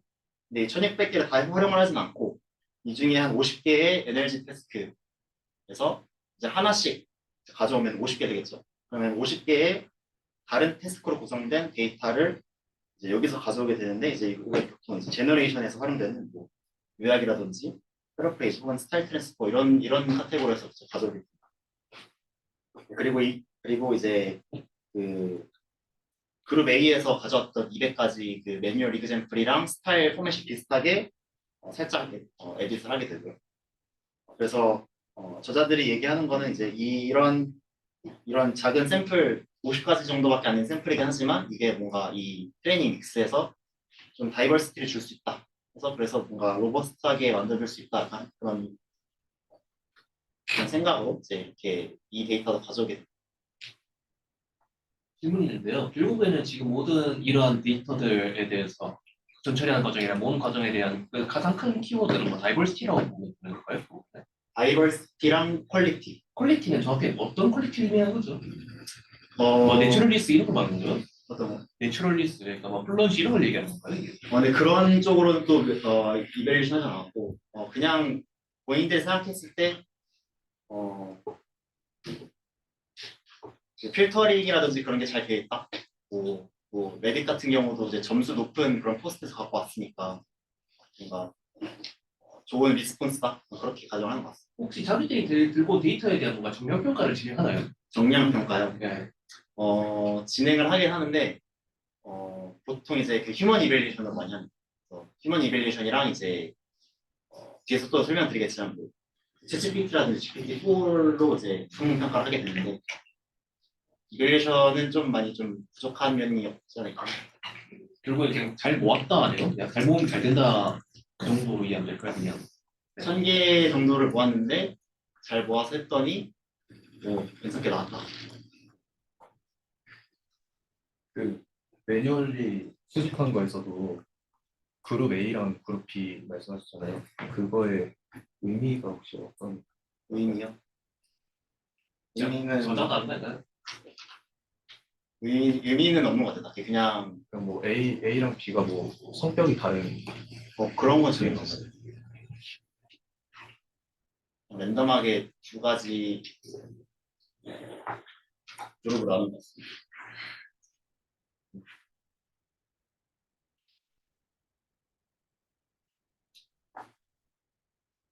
그래서 이 데이터를 구성한 방법은 되게 간단하면서도 뭔가 우리가 따라해볼 수 있지 않을까라는 생각이 들긴 하지만 일단 이벨리에이션을 그래서 일단은 그 리마를 학습하는 방법은 라마 65B 체크 포인트를 가져오게 되고요. 그리고 이제 여기서 뭐 짜잘짜잘한 뜰 때 있는데 이제 보통 뭐 스피커가 이제 유저인지 어시스턴트인지 구분하기 위해서 스페셜 토큰을 쓰게 되는데 여기서는 이제 end of sentence 보통 저희가 쓰는 뭐 제너레이션을 멈추기 위해서 쓰는 그런 스페셜 토큰을 쓰는 게 아니라 여기서 새롭게 정의를 해가지고 스페셜 토큰을 쓰게 됐는데 이거에 대한 이유가 이제 프리트레이닝 때 이제 end of sentence에 대한 어떤 미닝을 뭔가 유지한 채 가져가고자 새로운 스페셜 토큰으로 이 스피커를 이제 구분을 합니다. 그리고 이제 다른 것들은 이제 아담 더블 쓰고 학습을 했다 이 정도고 그리고 이제 인스트럭트 GPT랑 비슷하게 이 residual dropout을 활용하게 되는데 이제 이거는 residual 커넥션 후에 이제 다 계속 dropout을 하는 거고 dropout을 할 때도 바텀 레이에서는 dropout을 이제 probability 0을 쓰다가 이제 계속 0.3까지 올리는 방식으로 하게 되고 그리고 이제 여기서 또 신기했던 거는 펄플렉시티가 제일 낮은 어떤 모델을 쓰는 게 아니라 에폭 5개랑 에폭 5랑 에폭 10의 사이에 있는 그 체크 포인트 중 하나를 평가를 해가지고 거기서 이제 퀄리티가 좋았던 거를 활용을 합니다. 그래서 이거는 뭐 어펜딕스에서 뭔가 설명하는 것 같은데 펄플렉시티랑 제너레이션 퀄리티랑 이제 코릴레이션이 되는 것 같지가 않다고 이제 얘기를 하고 이 5번째부터 이제 10번째 체크 포인트 사이에 있는 모델을 활용을 해가지고 평가를 진행합니다. 질문이 하나 있는데요. 사실 이 데이터들 보면 다시 이게 왔다 갔다 하는 데이터들이 아니잖아요, 지금. 하게 한 번인 거잖아요. 그럼 EOT를 한 번만 쓰는 건가요? 데이터 데이터에서 그냥. 한 번만 쓰는 그러니까 지금 위에 나온 거 QA 같은 것도 왔다 갔다 하는 데이터가 있잖아요. 스테고 익스체인지도 위에서 퀘션 한 번 하고 밑에서 그냥 답이 나오고 끝인 거잖아요. 다시 뭐 퀘션이 들어간다든가 이런 구조가 아니잖아요, 지금. 네. 그렇다면 사실 EOT 토큰 같은 경우는 결국에는 그냥 유저 어시스턴트하고 딱 한 번 나누기 위한 그러한 토큰으로 해석하면 괜찮을까요? 그렇게 하고 또 이제 뒤에 가면은 또 멀티턴으로 추가 데이터가 또 있습니다. 지금은 1000개인데 그 멀티턴 다이얼로그를 잘하기 위해서 30가지의 멀티턴 다이얼로그 데이터를 또 쓰게 되거든요. 그럼 총 1030개를 쓰게 되죠. 그런 경우는 또 EOT가 또 여러 번 들어갈 수 있습니다. 네.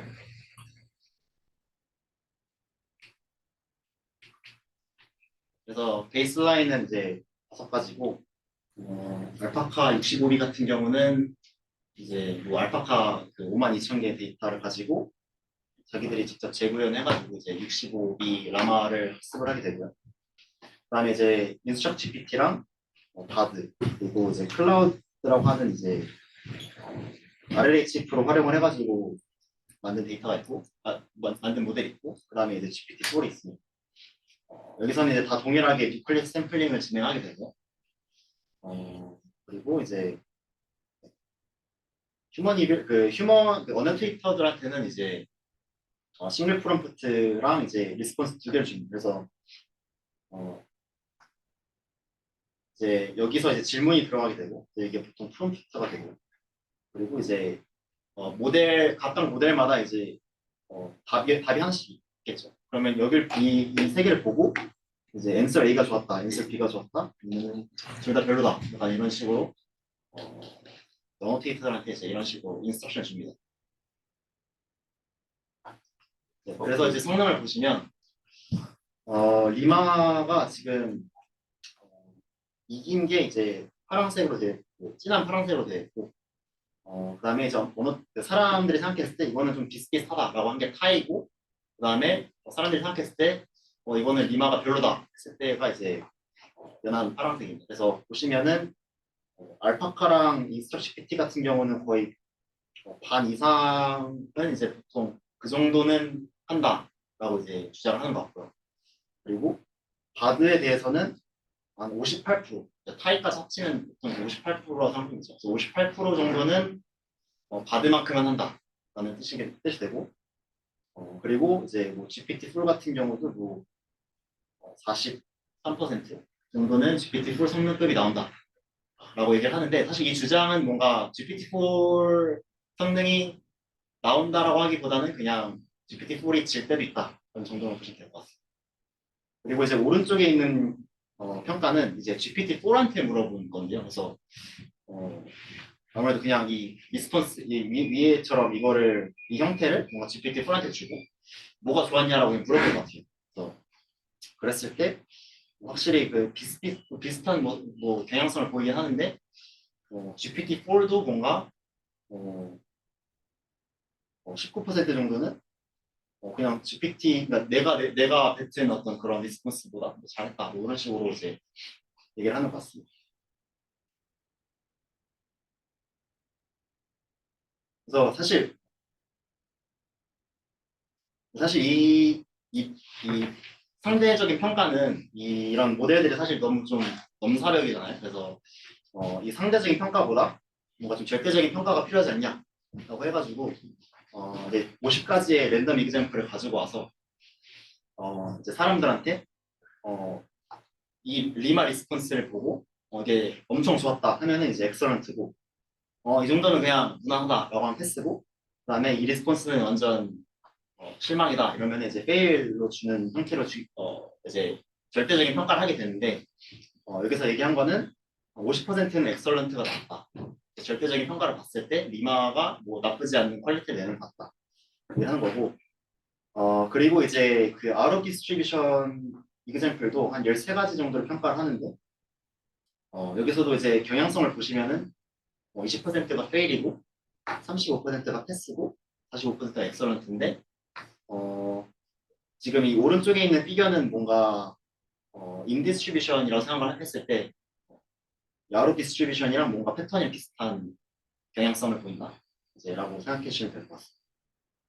그리고 이제 마지막으로 그 30가지의 그 좀 예민한 그런 민감한 그런 프롬프트를 썼을 때 리마가 80% 정도는 잘 세이프하게 얘기를 한다 이게 나왔고 그리고 이제 어떤 경우에는 이제 리마가 얘기를 안 하겠다 거부하는 경향도 있고 그리고 이제 문제는 이제 그 막성 그런 의도가 악한 의도가 좀 임플리식할 때는 이 리마가 그걸 잘 캐치를 못한다. 그래서 좀 언세이프한 리스폰스를 뱉는 경향성도 있다라고 이제 보시면 될 것 같습니다. 그래서 이제 이그젬플을 보면은 사실 왼쪽 컬럼은 그냥 인디스트리뷰션 데이터를 가지고 뭐 잘했다라고 보시면 될 것 같고 아웃 디스트리뷰션 프롬프트에 대해서도 뭐 잘했다. 근데 이제 또 이제 그 어드바이스 그가 좀 민감한 질문인데 뭐 이게 이제 내가 어떤 남자에게 뭔가 짝사랑하고 있는데 이제 이 사람이 뭔가 다른 사람을 사귀고 있다. 이 사람을 어떻게 이별시키냐? 그런 질문을 하는데 근데 이제 그 리마 같은 경우는 이제 누구를 뭔가 헤어지게 만드는 거는 뭔가 좀 어네티컬하다 그런 식으로 얘기를 하면서 뭔가 솔루션을 뭔가 좀 세이프하게 피해갑니다. 그래서 이런 식으로도 좀 흥미롭게 볼 수 있었고 다만 여기서 또 잘 페일했던 부분이 이제 어드바이스를 좀 언세이프하게 주는 경우가 있었는데요. 그 강아지가 밤에 이제 너무 짖는다. 강아지 어떻게 조용하게 시키냐? 했더니 그 약을 먹여가지고 뭔가 뭐 재운다 뭐 이런 식으로 얘기를 하는데 되게 이런 건 좀 되게 좀 언에티컬하게 들릴 수 있는 그런 상황인데 이거를 그냥 이 약을 제조하는 법에 대해서 설명을 하게 됩니다. 이런 경우는 좀 확실히 리마가 페일하는 경우가 있었고 그래서 GPT-4 관련해서 궁금한 게 있는데 GPT-4한테 질문에 답변 달라고 할 때는 어떤 식으로 GPT-4한테 이 똑같은 질문을 하느냐? 네, 그냥 똑같이 질문만 주는 거예요. 네, 똑같이 질문만 줍니다. 뭔가 이게 결국 추가적인 데이터를 활용을 한 거니까 그거를 추가적인 프롬프트로 붙여줄 수도 있잖아. 데이터를 프롬프트에 붙인다. 그러니까 1000개 정도 문장을 더 준 거잖아요. 학습하느라. 그러면 그냥 GPT-4한테 그 문장을 예시로 먼저 주면은 어느 정도 대상이 나겠죠. 뭐 자체가 좀 공정하지 않나요? GPT-4는 더 많이 봤을 텐데. 아마 풀트레인 데이터에서 지금 1000개만 더한 거니까.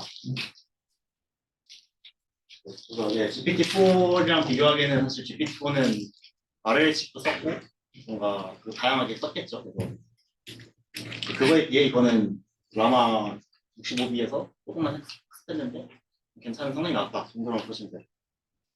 그래서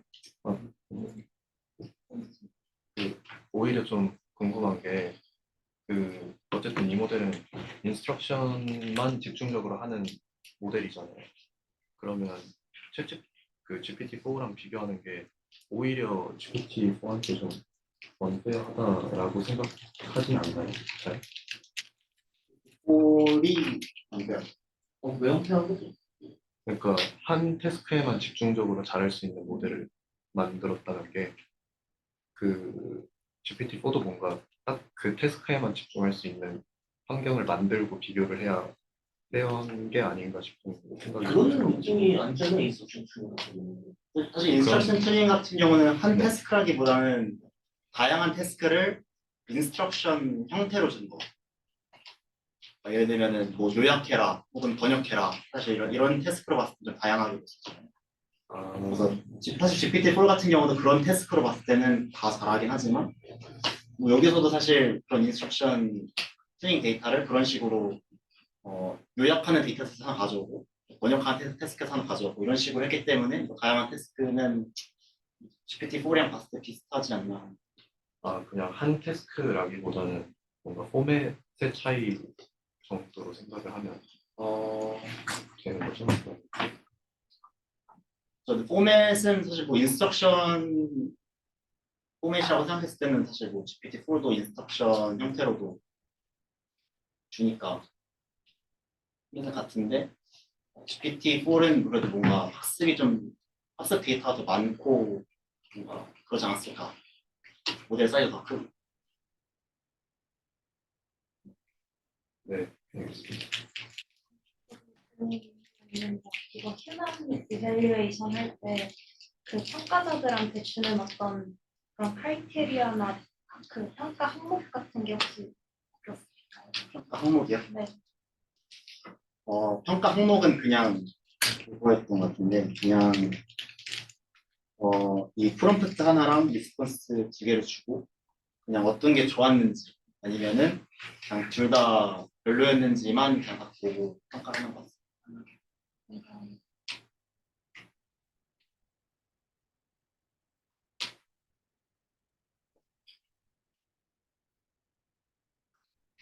그래서 데이터나 이런 것들은 사실 좀 큰 내용은 없고 이제 여기서 좀 주장하는 그런 것들을 좀 분석을 했는데 이제 그 다이버시티랑 퀄리티랑 컨트롤 그 퀀티티에 대해서 좀 어블레이션을 진행을 했는데 그래서 이거는 이제 라마의 7B 모델을 가지고 했고 그 다음에 이제 이 이밸리에이션을 그 챗GPT로 했는데요. 그래서 챗GPT한테 이제 먼저 이 테스트 프롬프트에 대해서 5가지 정도 그냥 리스폰스를 만들고 각 모델마다 그리고 챗GPT한테 이제 이 인스트럭션 줍니다. 그래서 뭐 이런 리스폰스가 있는데 1부터 6까지 그런 이제 크라이테리아를 주고 이제 얘는 뭐 1점이다, 얘는 2점이다 이런 식으로 해서 챗GPT 보고 점수를 매겨라 하고 하는 챗GPT 스코어를 쓰게 되고요. 그리고 그 5가지에 대해서 그 평균 점수를 내는 형식으로 실험을 진행합니다. 이렇게 진행을 했을 때 먼저 보시면은 이제 그 다이버시티에 대한 어블레이션인데 이거는 스테이크 익스체인지 같은 경우는 이제 좀 다양한 익스체인지, 그러니까 다양한 카테고리에서 가져오다 보니까 뭔가 좀 헤테로지니어스, 좀 다이버스한 프롬프트들로 구성되어 있는 반면에 위키하우 같은 경우는 이제 하나의 어떤 여기도 카테고리 별이긴 하지만 뭔가 저자들 주장으로는 이게 좀 다이버스하진 않다. 그래서 좀 하나의 어떤 호모지니어스한 프롬프트로 구성이 되기 때문에 스테이크 익스체인지랑 위키하우 데이터를 비교를 해가지고 봤을 때 이제 스테이크 익스체인지 데이터를 활용을 했을 때 점수가 더 올랐다. 그래서 이게 챗GPT 스코어인데 1부터 6까지 했을 때 5가지 리스폰스를 이제 평균하는 거죠. 그래서 위키아 같은 경우는 3.49 정도 나오는 반면에 스테이크 익스체인지 같은 경우는 3.83이 나온다. 그래서 결국에는 이 데이터가 좀 더 다이버스해야 뭔가 좀 퀄리티가 더 좋아진다. 혹은 제너레이션이 좀 더 좋다라고 얘기를 하는 것 같고, 그리고 이제 퀄리티에 대한 거는 이제 말씀 그 전에도 이전에도 말씀하셨던 것처럼 그 퀄리티를 어떻게 평가하냐에 대해서는 그냥 여기서 그 썼던 그 필터링 방식, 퀄리티 필터링 방식 vs 이제 그냥 그걸 적용하지 않았을 때 언필터드한 데이터를 비교를 했을 때 언필터드한 것보다는 필터드한 게 좀 더 퀄리티가 좋다. 그리고 성능이 더 잘 나온다라고 이제 주장하는 것 같습니다. 그리고 이제 마지막으로 이게 조금 의문이긴 한데 이게 필터를 하면은 데이터는 더 쓰는 데이터는 똑같아요. 양이 똑같아요. 데이터는 똑같이 여기서는 2,000개를 써요. 데이터 양을 컨트롤하고 퀄리티만 오퍼레이션 줍니다. 왜 그렇게 생각을 했었냐면요. 필터라는 게 결국 언필터에서 뭔가 데이터를 골랐습니다. 아, 그렇죠. 근데 양은 아마 동일하게 다이버시티로 1,000개 정도 문장이랑 그 이하 단위에서 지금 움직이는 이하에서요. 그거 100개, 200개 그런 건 없어요.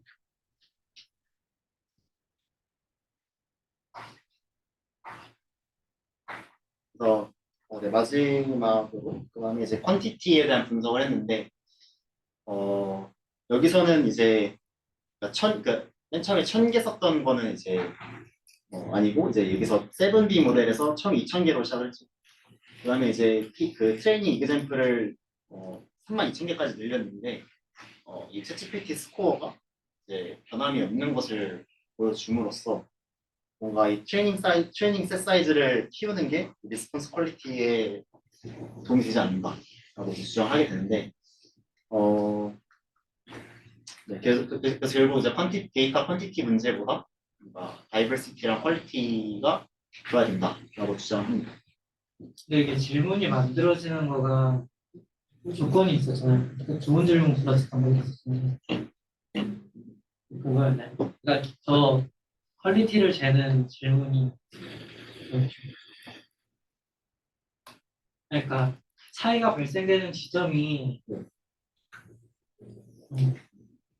트레이닝 셋 사이즈가 커지면은 뭔가 잘하고 있던 걸 잘해지거나 이런 부분들보다 뭔가 특이한 점에서 좀 더 나아지고 이런 거라고 생각해가지고 그런 부분은 여기서 이 퀄리티는 어쨌든 챗GPT한테 이제 1점부터 6점까지 매겨라 하는 퀄리티고 거기서 봤을 때 챗GPT는 그 차이를 못 느꼈다 보시면 될 것 같아요.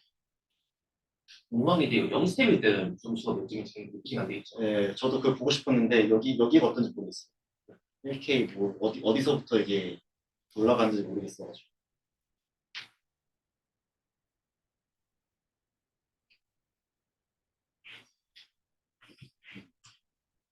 그래서 이제 아까 말씀드렸던 멀티턴 다이얼로그에 대한 분석을 하게 됐는데 이제 이 1,000개의 이 데이터가 사실은 싱글턴이잖아요. 그래서 인스트럭션이 있고 프롬프트 있으면 그거에 대한 리스폰스가 싱글턴인데 싱글턴 데이터로만 학습을 했을 때 이 모델은 과연 멀티턴 다이얼로그를 잘 할까에 대한 분석을 했는데 이제 이 리마를 이제 10개 그 컨버세이션을 하게 됐는데요. 이 기준은 또 이제 위에 말씀드렸던 것처럼 fail, pass, excellent로 이제 사람이 구분을 하게 되고 이 리마가 이제 어쨌든 멀티턴으로 학습된 건 아닌데 그래도 나름 잘한다. 이제 45%는 이제 엑설런트고 19%는 패스고 그다음에 35%는 페일이긴 한데 그래도 뭔가 제로샷 치고는 잘한다라고 이제 분석을 했고 근데 이제 여기서 30가지의 멀티턴 데이터를 추가로 학습을 하게 되는데요. 이거는 그냥 저자들이 직접 만들게 되는데 10개는 저자들 직접 만들고 20개는 스테이크 체인지에서 그 코멘트 체인들을 가져옵니다. 그렇게 해서 이제 리마를 이제 총 1030개죠. 1030개로 학습을 했을 때 엑설런트 리스폰스가 45.2에서 76.1%까지 뛰게 되고, 그리고 42턴에서 한 15개는 페일을 했는데 이제는 46개 턴에서 1개의 페일을 한다. 그러면서 이제 얘기하는 게 30개의 데이터만 추가를 했는데 이 정도로 뭔가 휴먼 이뮬레이션이 올랐다라고 이제 주장을 합니다. 그래서 이거를 또 그 퀄리테이티브 이그젬플을 가져왔는데 왼쪽에 기존에 1000개로 파인 튜닝 한 건데, 보시면은 뭐 너가 과학자고 타임머신을 개발했는데 어디로 가고 싶냐라고 했을 때 아폴로 11 미션 했을 때 달에 착륙했던 그 빛대로 가고 싶다 했는데, 이거를 뭔가 픽셔널 에세이로 바꿀 수 있냐 했더니, 일단 보시면 이게 똑같은 문단 얘기하거든요. 똑같은 걸 또 반복을 하고 결국에는 이 픽셔널 스토리를 얘기해야 되는데, 보시면 되게 팩추얼한 얘기를 하게 됩니다. 단어가 제대로 못하는 반면에 30가지의 그 멀티턴 다이얼로그로 추가를 학습했을 때 보시면 이제 뭐 이집트로 가가지고 뭐 하고 싶다. 그래서 이제 픽셔널 에세이 만들어 달라 했더니 잘 만드는 경향성을 보여줍니다. 30개 증거에 대한 예제가 있는 30개의 데이터가 어떻게 공개되어 있는지 없습니다. 데이터셋 자체가 공개되어 있지 않아요. 이거 데이터셋 공개가 되는 대목이 있나요? 데모요? 네. 데모도 또 어떤 것 같아요? 그냥 논문만 있고요. 일단 이제 아카이브는 올라왔어요. 기다려볼 수 있긴 한데 그 다음에 또 이어지는 게 이제 에세이에 대한 제목을 만들어줄 수 있겠냐 만들고, 그 다음에 넌 사실 이 아폴로 11에 대해서 뭐 제대로 설명하지 않은 다시 써줄 수 있겠냐 했을 때, 보시면은 이 문단이랑 뒤에서 이제 뭐 요약해달라 하는 문단이랑 위에서 봤던 이 첫 번째 문장도 사실 이게 다 똑같은 문장이거든요. 그래서 보시면 이게 좀 레페티션한 경향이 있고, 그리고 또 다시 그 스토리를 생성했을 때 뭔가 스토리라기보다는 사실을 되게 사실인지도 모르겠는데 그런 사실 스토리를 좀 되게 그럴듯하게 만들긴 하지만 픽셔널 스토리라고 보기엔 또 애매한 그런 글을 만드는 반면에 이 오른쪽에 있는 애 30개 추가를 했을 때는 그 제목을 다 만들고요.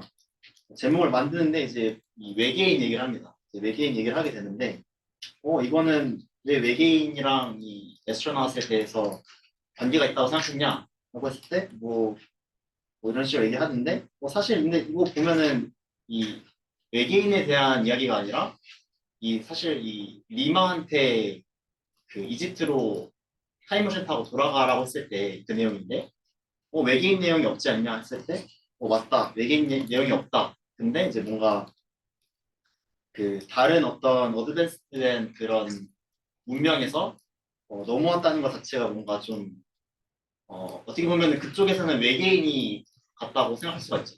그런 식으로 봤을 때 얘가 뭔가 좀 리즈닝을 하는 느낌이 드는 것도 없잖아 있는 것 같다고 생각을 했습니다. 그래서 외계인 얘기를 하지 않지만 이제 본인이 어떤 이 리마 자체가 외계인이라고 이제 얘기를 하게 되는데, 그거에 대한 리즈닝이 좀 뭔가 좀 말이 그럴듯하다 그런 식으로 얘기하는 게 좀 흥미롭고, 마지막으로 요약도 좀 잘 하는 것을 볼 수 있습니다. 그 태스크 관련해서 좀 궁금한 게, 보통 일반적으로는 멀티턴이 좀 더 자연스러운 세팅이잖아요. 근데 그 연구 쪽에서 실험 비교할 때는 보통 싱글턴이 메인인가요? 보통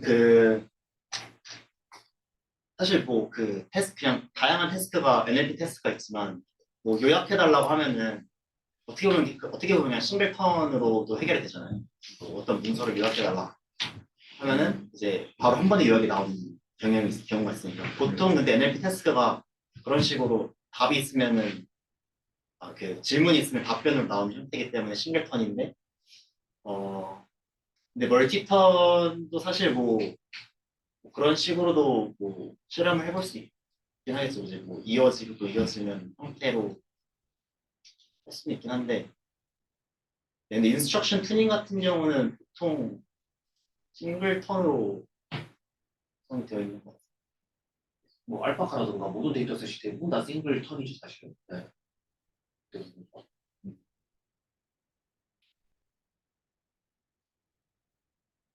네.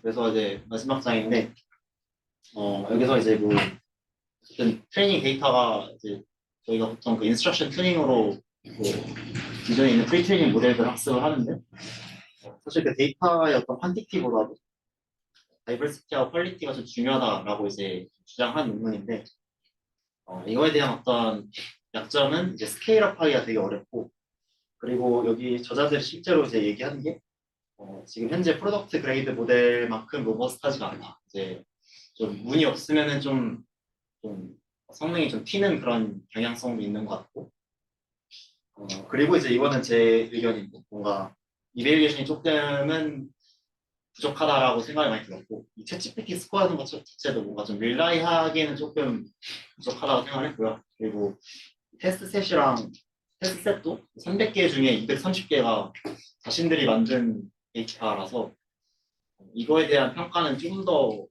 해봐야 되지 않을까라는 생각을 했고, 근데 이게 뭐 분석이라든지 뭐 그런 평가가 잘 된다면은 뭔가 LLM을 직접 써볼 수 있지 않을까? 그런 데이터를 파인 튜닝 해가지고, 그래서 아마를 쓸 수 있는 상태에서 활용할 수 있는 게 어떤 거가 있는지 좀 가지고 간 발표는 여기까지 하도록 하겠습니다.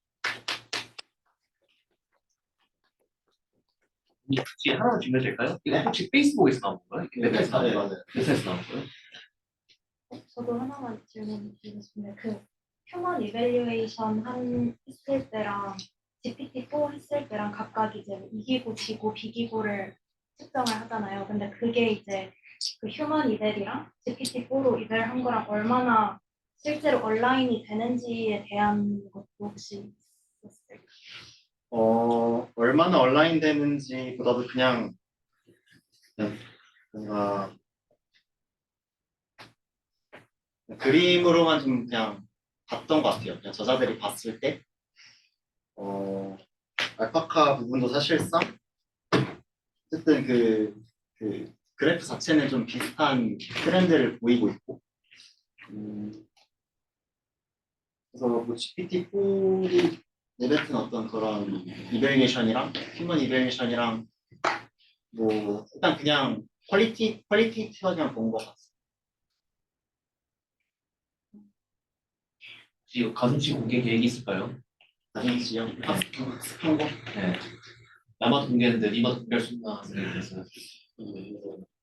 트위터도 보면은 코멘트가 다 언제 오픈하냐부터 나오긴 하는데 가능성이 없진 않을 것 같은데.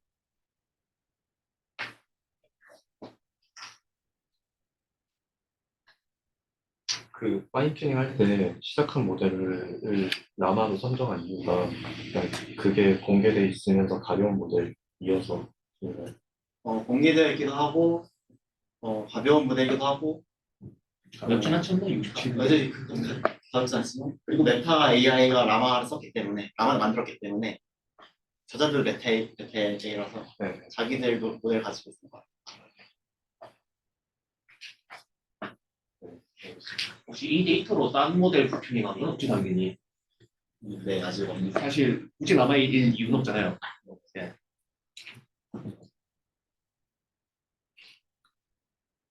약간 라마로 파인튜닝을 해놓고 비교를 GPT-4랑 하는 게 뭔가 체급 차이를 이미 가져가는 시작부터 가져가는 게 아닌가 싶은 생각. 맞아요. 그래서 저자들도 뭔가 본인들이 GPT-4를 이겼다라고 얘기하진 않고 한 43% 정도는 GPT-4만큼은 할 수 있다. 한 그런 식으로 좀 약하게 말하거든요.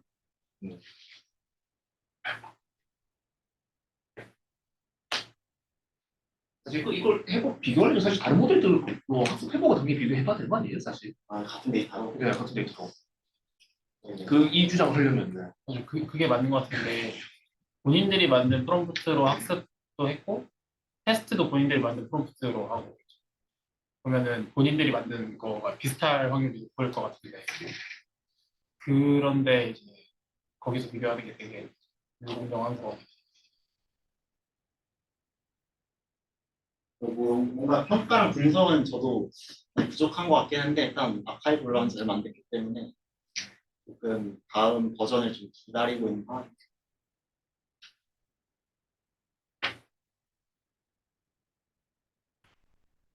네, 질문 없으시면. 네,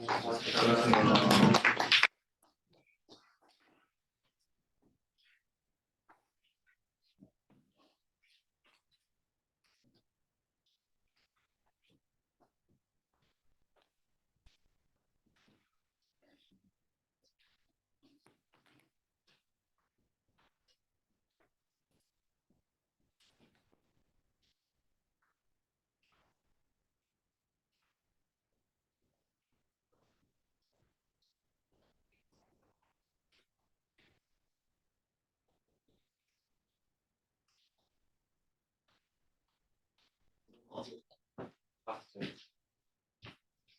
그러면 그거 지금까지 찍은 거 좀 올리려고 하는데 우리 영상실 어디다 올려?